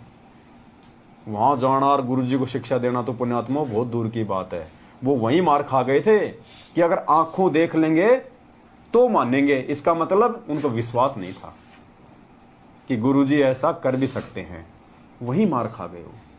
और वहां जाके तो उन्होंने अपने कर्म फोड़े लिए भगवान को शिक्षा देके कि गुरुजी बाहर आपकी बदनामी हो रही है, ये नीच का घर है, आपको यहां नहीं बैठना चाहिए। तो सुदामा के भी मन में दोष आ गया। सुदामा जी को यह सजा अविश्वास की मिली थी। तो पुण्यात्मा चाहे कुछ भी हो जाए, अरे गर्दन कौन सी बड़ी बात है। आज से पहले हमारे असंख्य जन्म हो लिए, हम कोई सुख शांति की मौत तो मुश्किल से 1-2% ही मरे होंगे, बाकी तो हम दुर्घटनाओं में मरे हैं। कोई बीमारी से तड़प तड़प के मरा है, कोई सेना में होगा तो दुश्मन ने उसका गला काट दिया होगा। आजकल तो गोलियों से मार देते हैं, पहले तो चाकू से मारते थे, गले काट दिया करते थे। कितनी बार हम बकरे बने, कसाई ने हमारे वो गले काटे। अरे ये जन्म में भी मर जाएंगे और क्या होगा इससे ज्यादा। मालिक कहते हैं सिर साटे की भक्ति है और कछु नहीं बात, सिर के साटे पाइए अवगत अलखनाथ। और शीश तुम्हारा जाएगा तू कर सतगुरु को दान, मेरा मेरी छोड़ दे यो ही गई मैदान। और गुरुजी कहते हैं करोड़ों शीश तूने दे दिए यम राजा की फेट। फेट यानी वो तो झटके से लेता है, कहीं कोई सैनिक बना के मार देगा लड़ाई में, कहीं कोई बकरा बना के आपका उड़ा देगा गर्दन। फेंट यानी झटके से। तो गुरुजी कहते हैं कि करोड़ों शीश तूने दे दिए यम राजा की फेंट, एक शीश दे के देख ले सतगुरु अपने की भेंट। भेंट यानी प्यार से। ये वर्तमान शीश गुरुजी कह रहे हैं तू अपने गुरुजी के चरणों में रख दे। जो गुरुजी कहे उनके प्रत्येक वचन की पालना करो, प्रत्येक मर्यादा निभाओ, वो होता है शीश देना। गुरुजी ये नहीं करेगी तू अपने यहां से मेरे को दे दे काट के। शीश देने का मतलब है समर्पित हो जाना गुरुजी के प्रति। उनके वचन को तोड़वाने के लिए अगर ब्रह्मा विष्णु महेश भी आ जाए तो भी सामने हट जाओ कि बेटा साइड में हो ले, तेरी नहीं चलेगी, ये पिछली पीढ़ी है।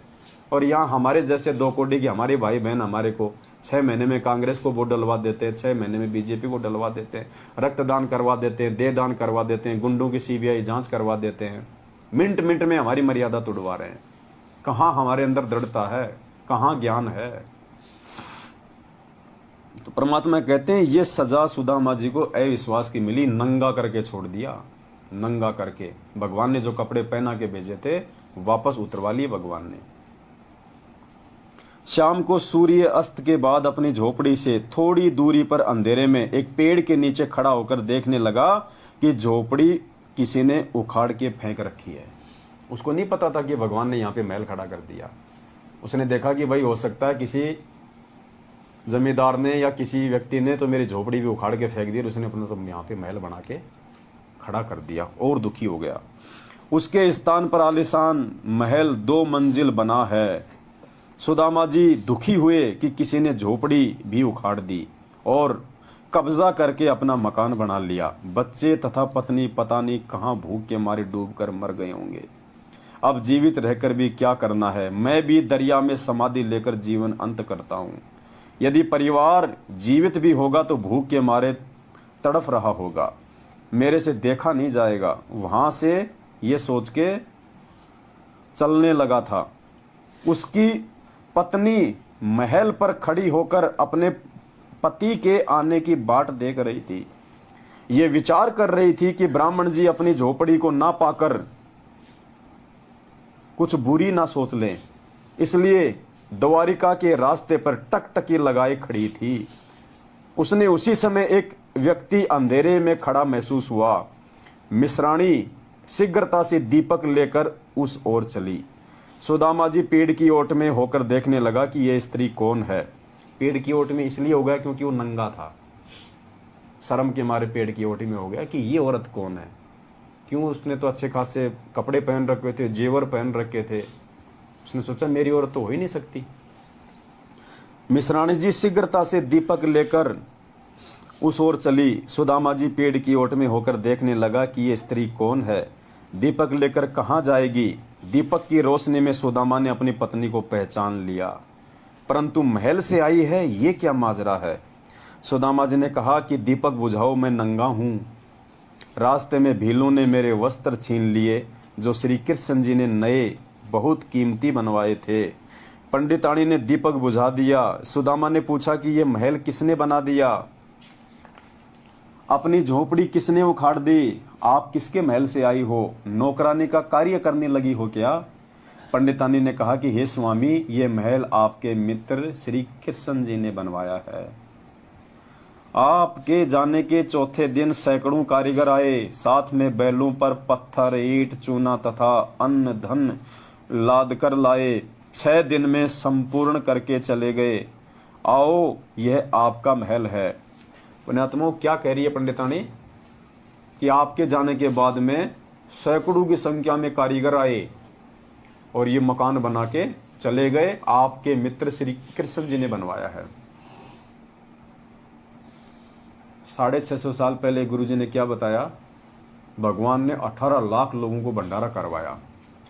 पुण्यात्माओं, उस समय भगवान पे विश्वास करने वाला सुदामा जैसा कोई उनका भगत नहीं था 64 लाख में।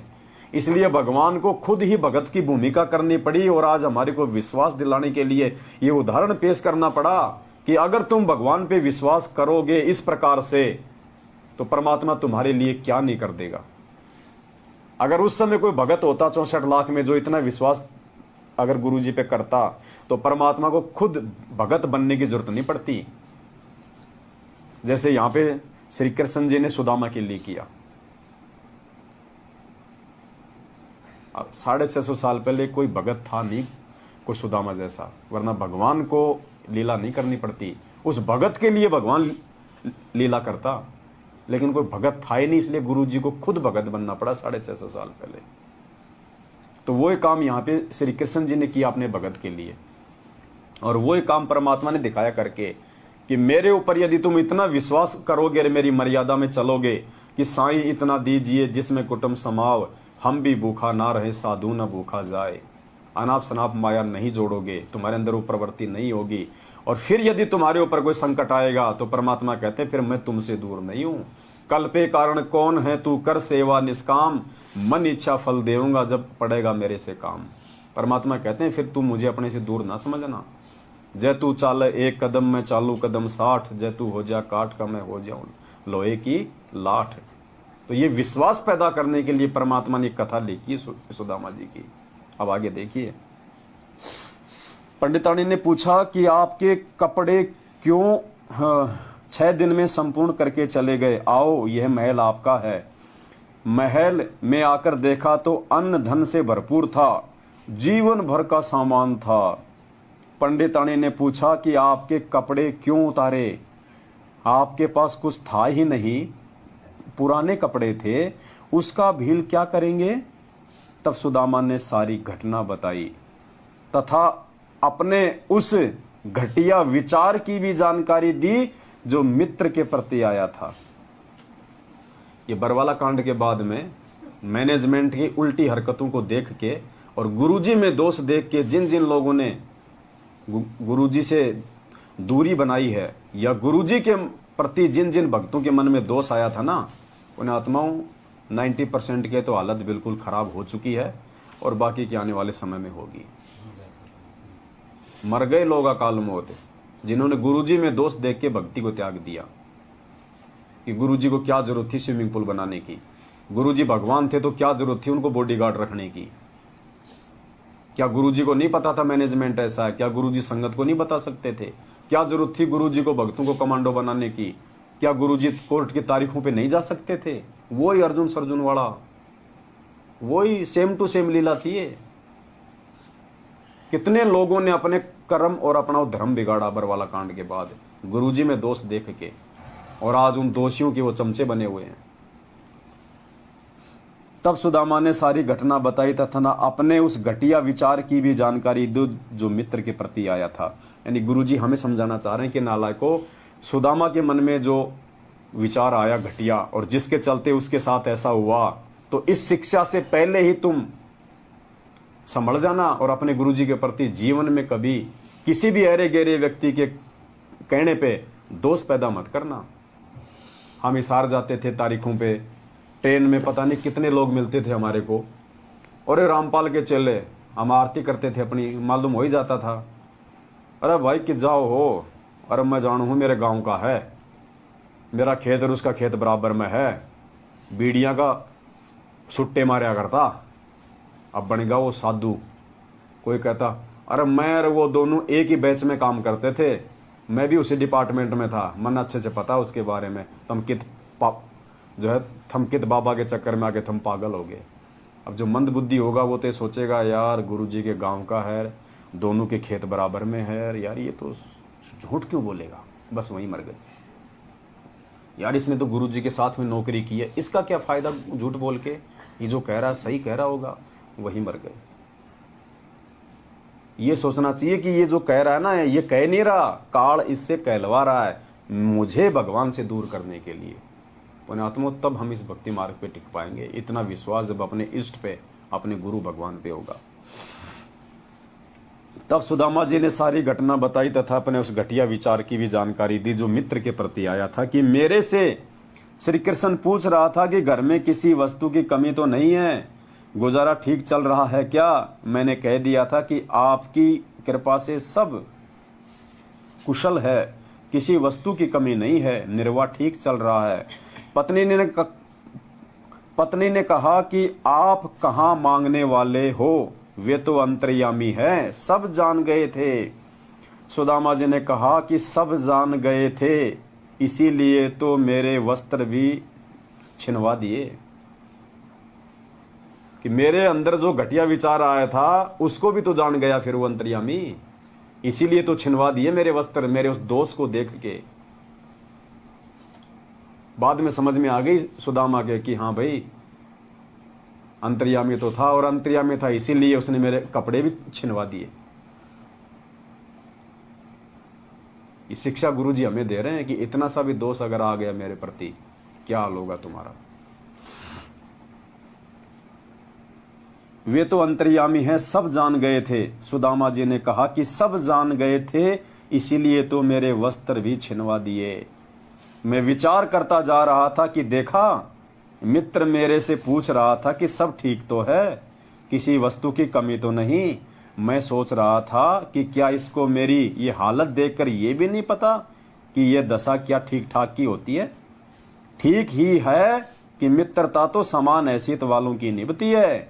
मैंने तो इतना ही विचार किया था कि उसी समय मेरे वस्त्र भी लूट लिए गए। तब मिश्रानी ने कहा कि आपकी परीक्षा थी, परंतु आप यहां पर चूक गए। क्या कह रही है उसकी पत्नी कि ये तेरी परीक्षा थी और तू यहीं पे चूक गया। अब देख लो पुण्यात्माओं, हम कितनी गलतियां कर रहे हैं।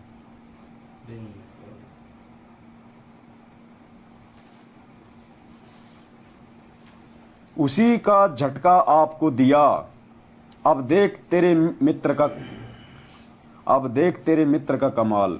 बच्चों के वस्त्र राजाओं जैसे हैं। 4 सिपाही चारों कोणों पर रखवाली कर रहे हैं। वाणी नंबर 106 में यही कहा है कि संत सुदामा श्री कृष्ण के संगी यानी मित्र थे, जो दारिद्र टोटे यानी निर्धनता की नदी यानी अत्यधिक निर्धन व्यक्ति था। उसके चावल खाकर सोने के महल बख्श दिए, निशुल्क मुफ्त में दे दिए। विचार, गुरुजी कह रहे हैं विचार। श्री कृष्ण जी राजा थे। अपने मित्र की इतनी सहायता करना एक राजा के लिए कोई बड़ी बात नहीं है। इतनी सहायता तो एक प्रांत का मंत्री अपने मित्र की आसानी से कर सकता है। अब देखना परमात्मा ने क्या क्या किया अपने भक्तों के साथ। परमेश्वर कबीर जी ने एक अति निर्धन मुसलमान लुहार तैमूर लंग की 1 रोटी खाकर 7 पीढ़ी का राज बख्श दिया। उसने तो 3 मुट्ठी खाए थे चावल की, भगवान ने तो केवल 1 चपाती खाई थी और 7 पीढ़ी का राज दे दिया। उसने खाली सुदामा के जीवन को ही सफल किया और भगवान ने 7 पीढ़ी का राज बख्श दिया। राज जो पूरे विश्व का संचालन करता है, पूरा देश चलाता है। यानी गुरुजी कह रहे हैं कि उस श्री कृष्ण से आज तुम्हारा भगवान कितना समर्थ है, देख लो नालायको। और तुम, भगवान तो श्री कृष्ण से भी ज्यादा समर्थ तुम्हारा, लेकिन तुम भगत सुदामा से भी नीचे गिरे हुए। तो कैसे बात बनेगी? कैसे सतलोक की यात्रा कर पाओगे? कैसे वो दरवाजा देख पाओगे? एक अति निर्धन मुसलमान लुहार तैमूर लंग की 1 रोटी खाकर 7 पीढ़ी का राज बख्श दिया। उसी जीवन में तैमूर लंग राजा बना, जिसका राज्य विशाल था। दिल्ली की राजधानी पर उसने अपना प्रतिनिधि छोड़ा था। उसकी मृत्यु के उपरांत कुछ समय दिल्ली की गद्दी पर अन्य ने कब्जा कर लिया था। फिर तैमूर लंग के पोते बाबर ने दिल्ली पर कब्जा कर लिया। पहले तैमूर लंग का प्रतिनिधि दिल्ली पर बैठा रहता था। उसकी तीसरी पीढ़ी ने अपने आप को स्वतंत्र घोषित कर दिया। तब बाबर ने लड़ाई करके दिल्ली का राज्य प्राप्त किया। बाबर से औरंगजेब तक 6 पीढ़ी तक प्रथम तैमूर लंग।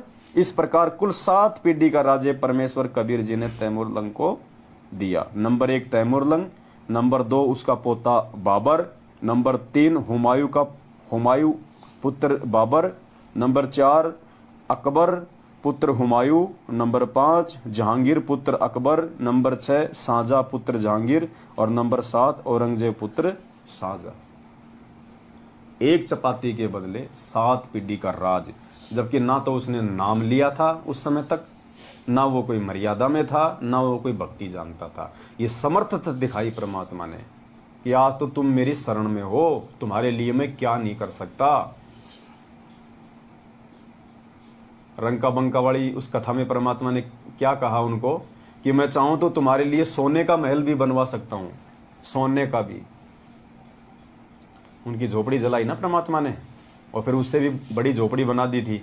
और जब वो गए अपने गुरुदेव के पास में पूछने के लिए कि गुरुदेव जो आकाशवाणी हुई थी झोपड़ी में रहने की, वो आपकी थी या किसी और की थी, तो उन्होंने कहा कि बेटा वो झोपड़ी मैंने जलाई थी, मैंने बनाई है। तुमने जो परीक्षा दी है और इस परीक्षा में जो तुम पास हुए हो, उसके बदले तो मैं तुम्हारा सोने का मकान भी बना सकता था। लेकिन भगवान ने भक्तों से भक्ति करवानी होती है, इसलिए उनको परमात्मा लिमिट में रखते हैं।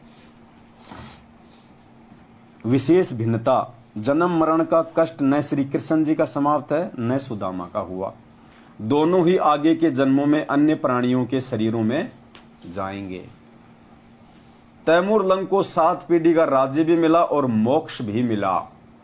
अब देखो पुण्यात्माओं, कि आज तक कभी गुरुजी ने किसी सत्संग में कहा कि तैमूरलंग का मोक्ष हो गया, वो सतलोक चला गया? वो तो भक्ति युग था ही नहीं। उस समय तो प्रथम मंत्र भी भगवान ने किसी को पूरा नहीं दिया। 1392 में परमात्मा ने प्रकट होकर उसको नाम दिया था, जबकि काशी में 1398 में आया था, 6 साल बाद। अपने काशी में प्रकट होने के 6 साल पहले ही परमात्मा तैमूरलंग को मिला था, 1392 में। और क्या लिख रहे हैं गुरुजी? तैमूरलंग को 7 पीढ़ी का राज्य भी मिला और मोक्ष भी मिला। मोक्ष अब देखो, अब गुरुजी तो नानक जी के आगे भी लिख देते हैं कि नानक जी का मोक्ष हो गया। अब नानक जी का मोक्ष हुआ मान लेना, अगर आपकी आत्मा गवाह दे दे कि तैमूरलंग का भी मोक्ष हो गया होगा। राज्य में मोक्ष नहीं होता, और तैमूरलंग का उस समय कहां से मोक्ष हो जाएगा? लेकिन मोक्ष का मतलब ये नहीं कि वो सतलोक बैठ गया। मोक्ष का मतलब है कि परमात्मा ने उसको जन्म मरण के चक्कर से निकालने के लिए उसको भक्ति पे लगा दिया। अब परमात्मा किसी न किसी जन्म में उस आत्मा को पार भी लगा देगा, मोक्ष भी कर देगा। तो मोक्ष का मतलब ये होता है। यहाँ पे मोक्ष का नाम लेते ये नहीं कि वो तो सतलोक ही चला गया। सतलोक से पहले तो मिनी सतलोक भी है। तो हमने इन चीजों को समझना चाहिए। मोक्ष का युग ये है, ये वर्तमान समय है, और ये परमेश्वर आज साक्षात अपने वास्तविक रूप में प्रकट है, अपने संपूर्ण पावर के साथ में आज दे सकता है ये मोक्ष। चाहे उस जैसे लाखों तैमूरलंग आ जाओ, आज मोक्ष कर सकता है ये परमात्मा। अगर आज कोई मोक्ष करवाना चाहेगा तो ये है भक्ति का पीक टाइम, मोक्ष का time, golden chance, prime time, बिजली पीढ़ी। आज होगा उन सभी का मोक्ष, तैमूरलंग का, नानक जी का, मीरा जी का, धन्ना जी का, नंदा जी का, रंका बंका का, सेहू सम्मन का, द्रौपदी का। परमात्मा ने बताया आज यदि वो यहाँ आएंगे और यदि मर्यादा के साथ में आजीवन भक्ति पे टिके रहे, आज मोक्ष प्राप्त कर सकती है वो आत्मा। और पुण्य आत्मा, ये जितनी भी आत्मा है, ये सारी आत्मा हम ही हैं और कोई नहीं है। हमारे रूप में परमात्मा ने बैठा रखा है यहाँ पे। ये जीवन आज से पहले हमने भोगे हैं। मालिक को पता था कि वो कुर्बानी, वो बलिदान आज हम नहीं दे पाएंगे जो परमात्मा ने पहले के जन्मों में हमारे से लेके हमारे को आज भक्ति के लायक बना दिया। आज हम अपना गर्दन नहीं कटवा सकते। यार छोड़ो रे, काहेंगे भक्ति, काहेंगे भगवान है, छोड़ो छोड़ो। आज वो मंसूर वाला जो बलिदान हर भगत नहीं दे सकता, इसलिए परमात्मा ने हमसे वो बलिदान पहले ले लिए, और उन्हीं बलिदानों के प्रतिफल में परमात्मा ने आज हमारे को इस समय हमारे को मानव जन्म दे दिया। और सहज में परमात्मा पार कर देगा। ना कुछ ले रहा भगवान, ना कोई पहाड़ पे चढ़वा रहा भगवान, ना कोई गोवर्धन की फेरी लगवा रहा, ना कोई कावड़ मंगवा रहा हमारे से बद्रीनाथ से। इतनी सहज भक्ति, ये बैठ के मर्यादा में रह के ये माड़ा भी नहीं होती हमसे। सोचो पुण्यात्माओं, हम कैसे फिर अपना बेड़ा पार करवाएंगे? हमें तो कुर्बान हो जाना चाहिए परमात्मा पे। कुर्बान इस भक्ति और भगवान के लिए तो घर परिवार देश, अगर वो समय आ जाए कि छोड़ना पड़ जाए तो छोड़ देना। उन बच्चों को कल को मर गए तो कौन संभालेगा? जिन बच्चों के लिए हम आगे पीछे दौड़ रहे हैं, फिर कौन संभालेगा उनको? और हमारी आंखों के सामने छोटे छोटे बच्चों को छोड़ के लोग एक्सीडेंट में मर जाते, उन परिवारों को कौन संभाल रहा है भाई? इन चीजों से हमारे को विचार करना चाहिए। सबको चूगा पानी परमात्मा देता है। मालिक कहते हैं, पो पाटी पगड़ा भया और जागी जी आजून, सब काहू को देत है वो चौंत समाना चून। वो परमात्मा चीटी को कण और हाथी को मण देता है। हमारा पेट नहीं भरेगा क्या? हाथी कौन सा फैक्ट्री में काम करता है, गाड़ी चलाता है, और जितना हम एक महीने में नहीं खाते वो एक टाइम खाता है, उसका भी तो पेट भर रहा है भगवान।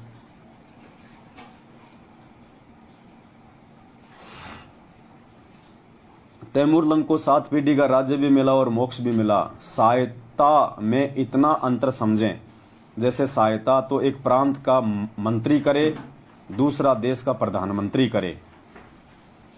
कबीर जी यानी सतपुरुष को प्रधानमंत्री जानो, और श्री कृष्ण विष्णु जी को प्रांत का एक मंत्री जानो।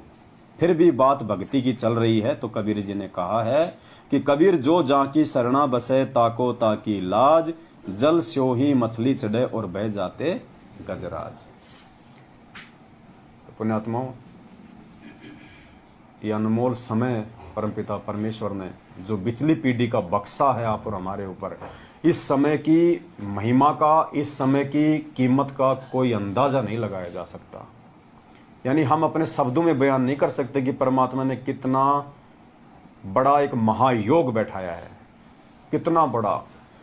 चारों युगों में ये एक कलयुग, और कलयुग में भी बिचली पीढ़ी, और बिचली पीढ़ी में भी उस समय हमारा जन्म जब भगवान साक्षात धरती पे प्रकट, और फिर 8.5 अरब की जनसंख्या में से मुश्किल से 1% भी आज उनकी शरण में नहीं है।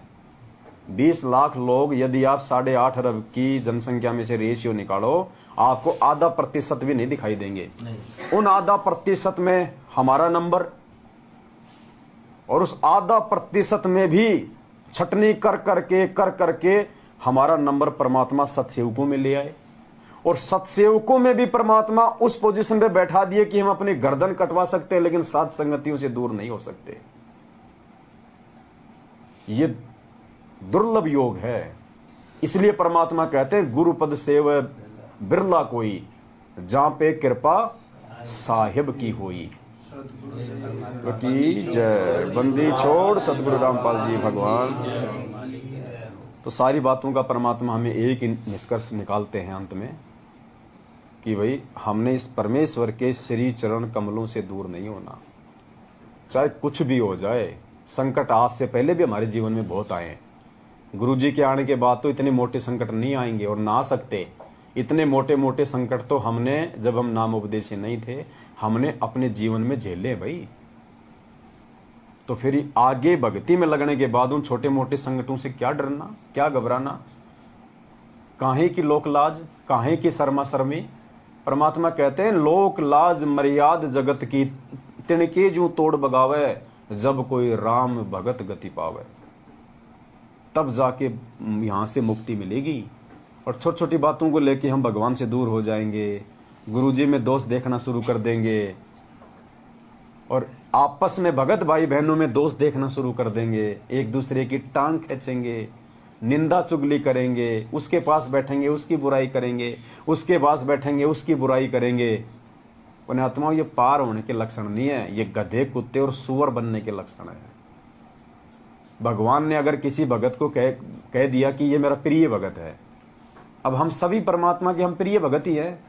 अगर भगवान ने 8.5 अरब की जनसंख्या में से हम चंद गिनी चुनी आत्माओं को अपने शरण में लिया है, तो हम परमेश्वर की हम प्यारी आत्मा है।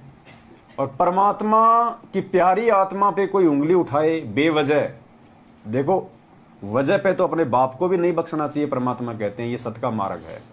परमात्मा कहते हैं पक्षा पक्षी के कारण है सब जग रहा बुलान। पक्षा पक्षी यानी पक्ष और विपक्ष के चक्कर में पड़ के पूरा मानव समाज दुखी है, परेशान है। तो परमात्मा कहते हैं पक्षा पक्षी के कारण है सब जग रहा बुलान, और निष्पक्ष होके हरि भजय सोए संत सुजान। ज्ञानी भगत वो है जो पक्ष और विपक्ष से दूर हटके और निष्पक्ष भाव से बात करे।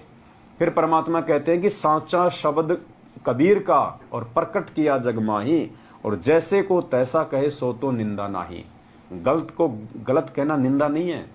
नकली संतों को 27 साल से हमारे भगवान बोलते आ रहे हैं, मालिक के दुश्मन, परमात्मा के बच्चों के दुश्मन, भगत समाज को नरक में डालने वाले काल के दूत। तो वो निंदा चुगली नहीं कर रहे, यथार्थता बता रहे हैं। परमात्मा हमें जगा रहे हैं। और 7 साल से सतलोक आश्रम मैनेजमेंट हरियाणा को, गुरु जी के परिवार को हम कह रहे हैं कि काल के दूत है, मर्यादा तुड़वा के भक्तों का सत्यानाश कर रहे हैं। गुरु जी के आदेशों की आड़ में भगत समाज को अपने धार्मिक धंधा बना के ये दुकानें खोल खोल के गांव गांव में लूट रहे हैं। तो हम उनकी निंदा नहीं कर रहे, हम यथार्थता बता रहे हैं, हम उनके प्रमाण दिखा रहे हैं, उनके जो कुकर्म है वो दिखा रहे हैं कि देखो 27 साल से भगवान ने जिन कुकर्मों को हमसे दूर करवाया, आज उन्हीं कुकर्मों में ये हमारे को धकेल रहे हैं।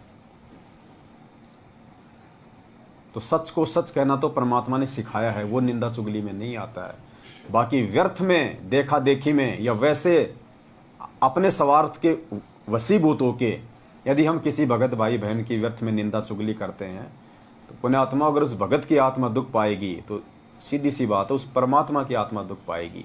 और जिसने परमात्मा की आत्मा दुखा दी, जिसने परमात्मा को जिसने दुखी कर दिया, तो परमात्मा कहते हैं जिन बातन से गुरु दुख पावे तिन बातों को दूर भगावे, अन्यथा वो परमात्मा वो सजा देगा। और सजा परमात्मा भी नहीं देगा, परमात्मा ने अपना एक विधान बना रखा है। लाइट जबरदस्ती किसी को नहीं मारती, लाइट तो फायदा देती है। आपकी मिक्सी चलाएगी, जूस बना के पियो, गेहूं पीसेगी, आटे की रोटी खाओ, आपका फ्रिज को ठंडा करेगी, बढ़िया बढ़िया दूध पियो, हैं, काजू शेक, बादाम शेक को ठंडा करके पियो। बिजली तो हमेशा लाभ देती है, लेकिन जबरदस्ती बिजली के हाथ लगाओगे नंगे तार के तो वो उठा के भी दूर पटकेगी। तो इसलिए परमात्मा कहते हैं कि राम किसी को मारे नहीं, मारे तो हत्यारा राम, अपने आप ही मर जाएंगे ये कर कर खोटे काम।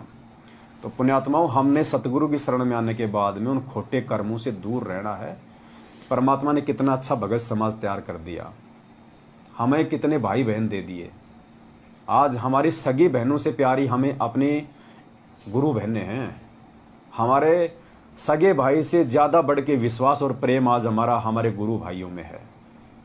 और हम आपस में यदि एक दूसरे की निंदा चुगली करेंगे तो हम अपनी आने वाली पीढ़ियों को, भगत समाज को हम क्या शिक्षा देके जा रहे हैं?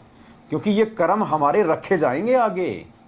जैसे 650 साल पहले की सारी बातें अर्जुन सर्जुन की, मीरा की, धन्ना जी की, धर्मदास जी की, अर्जुन सर्जुन की, आज गुरु जी बता रहे हैं ना। काल भगवान तक के कुकर्मों को परमात्मा ने आंखों के सामने रख दिया। ब्रह्मा विष्णु महेश तक के कुकर्मों को परमात्मा ने आज उनकी जीवन हिस्ट्री में दिखा दिया। तो क्या हमारे छुप जाएंगे? और हमारे नहीं छुपेंगे और हम करेंगे तो हमारी क्या इज्जत रहेगी आने वाले समय में? हम तो खुद भक्ति मर्यादाओं से गिर के, उल्टे कर्म करके, भगवान को दुखी करके हम तो गधे कुत्ते सुअर बनेंगे सो बनेंगे। आने वाला भगत समाज भी हमारे को निंदा की दृष्टि से देखेगा, हमारे को हे दृष्टि से देखेगा, शेख तकी की तरह हमें देखेगा। तो पुण्यात्माओं, इन चीजों से बचो और साध संगतियों से जुड़ो, मैनेजमेंट से बाहर निकलो। ये नामदान संचालक, ये तुम्हारे कोऑर्डिनेटर, ये गुरु जी का परिवार, ये सब का सब काल का जाल है। समय रहते इनसे निकलो, साध संगति से जुड़ो। यहां आपको परमात्मा की सत भक्ति मिलेगी, यहां आपको मर्यादाओं के ऊपर दृढ़ विश्वास के साथ आगे बढ़ने की प्रेरणा मिलेगी। और यह साध संगति ही एकमात्र वो आध्यात्मिक मंच है जिसके माध्यम से परमात्मा अपने हीरों को पक्का करेगा, सतलोक ले जाने के लिए आत्माओं की छटनी करेगा परमात्मा। यहां से ये कैंपस प्लेसमेंट है। साल भर बच्चा स्कूल में पढ़ता है, कॉलेज में पढ़ता है, फिर बाहर की कंपनी आके जो कैंपस में जो प्लेसमेंट करती है, इंटरव्यू लेती है, जो अच्छे जो बच्चे होते हैं इंटेलिजेंट, उनको छांट के उनका सिलेक्शन करती है, उनको फिर अच्छी नौकरी देती है। तो परमात्मा ने साध संगतियों के माध्यम से अपनी आत्माओं की छटनी करनी है, उनको छांटना है। और परमात्मा ने अपने बच्चों को यहाँ से जो है भगत बनाना है। उनके अंदर भक्ति के गुण और वो लक्षण एक दूसरे भाई बहन को निमित्त बना के ज्ञान चर्चा के माध्यम से परमात्मा ने वो पैदा करने, वो भगत है, वो सपूत पैदा करने परमात्मा ने, वो सूरमा पैदा करने हैं। तो हम सभी सत्सेवक भाई बहनों की, आप सभी हमारे अन्य भाई बहनों से प्रार्थना है, विनती है कि आप सभी भाई बहन एक बार आप साथ संगतियों में आए, एक बार आप हमारे वीडियो देखना शुरू करें। अगर आपको लगता है कि हम गलत हैं, हम परमेश्वर के विधान के विपरीत कुछ बता रहे हैं या ऐसी कोई क्रिया हम कर रहे हैं जो परमेश्वर की इस ज्ञान के विपरीत है, खिलाफ है, तो बेशक आप जी हमारे वीडियो ना देखें, साथ संगतियों में ना आवें, लेकिन एक बार आप आवें। परमात्मा कहते हैं, कहे कबीर सोए जन मेरा, जो नीर खीर का करे निवेरा। आप जब तक नीर खीर का निवेरा नहीं करोगे, जब तक आप सच और झूठ को दोनों को नहीं देखोगे, नहीं पहचानोगे, आप कैसे निर्णय करोगे कि सच क्या है और झूठ क्या है? कोर्ट में एक जज होता है, उसको चाहे 2 साल तक, चाहे 50 तारीखें देनी पड़े, वो तब तक फैसला नहीं देता जब तक दोनों तरफ की बातों से संतुष्ट ना हो जाए कि दोषी कौन है और निर्दोष कौन है। तो तुम्हें तो हमारे वीडियो देखने से डराया जा रहा है कि साध संगत वालों के वीडियो देख लोगे, पवन के वीडियो देख लोगे, नाम खंड हो जाएगा। तुम्हें तो दूसरे पक्ष की जो किताब है उसको खोलने नहीं दिया जा रहा। तुम्हें तो केवल एक तरफा बातें ही तुम्हारे को जो है बताई जा रही है। और जब तक तुम दोनों तरफ की बातें नहीं देखोगे, नहीं सुनोगे, गुरुजी यदि हमें खाली कबीर सागर दिखाते, वेद दिखाते, गीता दिखाते और साथ में नकली संतों की हिस्ट्री ना बताते, उनके सत्संगों में गलतियां ना बताते, हम कैसे निर्णय करते कि कौन सही और कौन गलत है? तो क्या गुरुजी ने नकली संतों की पुस्तकें दिखा के हमारा नाम खंड कर दिया? क्या हमारा नाम खंड हो गया? ऐसे नाम खंड नहीं होता। हम भाई हम 21वीं हम सदी में जी रहे हैं। शिक्षा दी है भगवान ने, और फिर भी हम लोगों को वो मूर्खता वाले काम करवाए जा रहे हैं। हमारे को डराया जा रहा है, धमकाया जा रहा है, सच्चाई से दूर रखा जा रहा है। भाई परमात्मा जबरदस्ती नहीं करेगा, मालिक का एग्रीमेंट है काल भगवान के साथ में। आपने खुद ही आगे बढ़ना पड़ेगा, आपने खुद ही नीर कीर का निबेरा करना पड़ेगा। भगवान ने आपके सामने भोजन रख दिया, खाना आपको पड़ेगा। भगवान आपके मुंह में नहीं ठूसेगा। तो हम सभी भाई बहनों की आपसे ये विनती है, ये प्रार्थना है,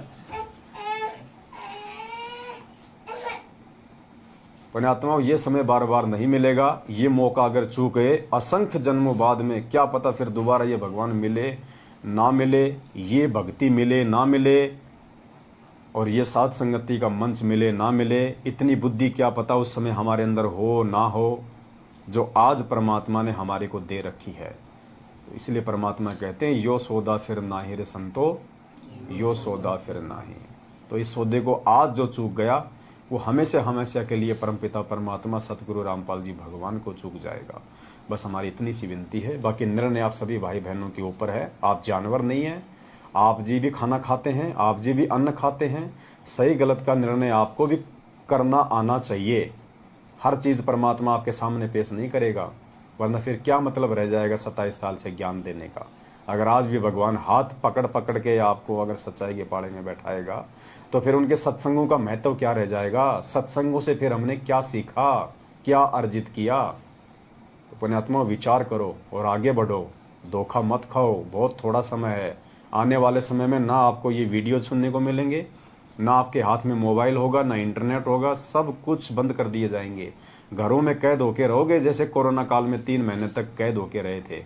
उस समय रहोगे, फिर कोई हिम्मत बंधाने वाला नहीं मिलेगा, कोई सच्चाई बताने वाला नहीं मिलेगा। ये हिम्मत परमात्मा आज सात संगतियों से हमारे अंदर पैदा कर रहा है, ताकि उस आगामी विनाशकारी समय में हम डगमग ना हो, हम संघर्ष करें, भगवान पे विश्वास हम बनाए रखें, तब हम सफल होंगे। वरना काल भगवान का जो कुचक्र आगे चलने वाला है, देख लेना, त्राही त्राही माम होगा, त्राही त्राही माम। ये दुनिया ऐसे जेल में बैठे हुए संत रामपाल जी को भगवान नहीं मानने वाली, दुनिया को बंदर दिखाएगा परमात्मा, बंदर। तब दुनिया को एहसास होगा कि हाँ ये परमात्मा है। सत साहिब बंदी छोड़ सतगुरु रामपाल जी भगवान की जय हो। सत साहिब।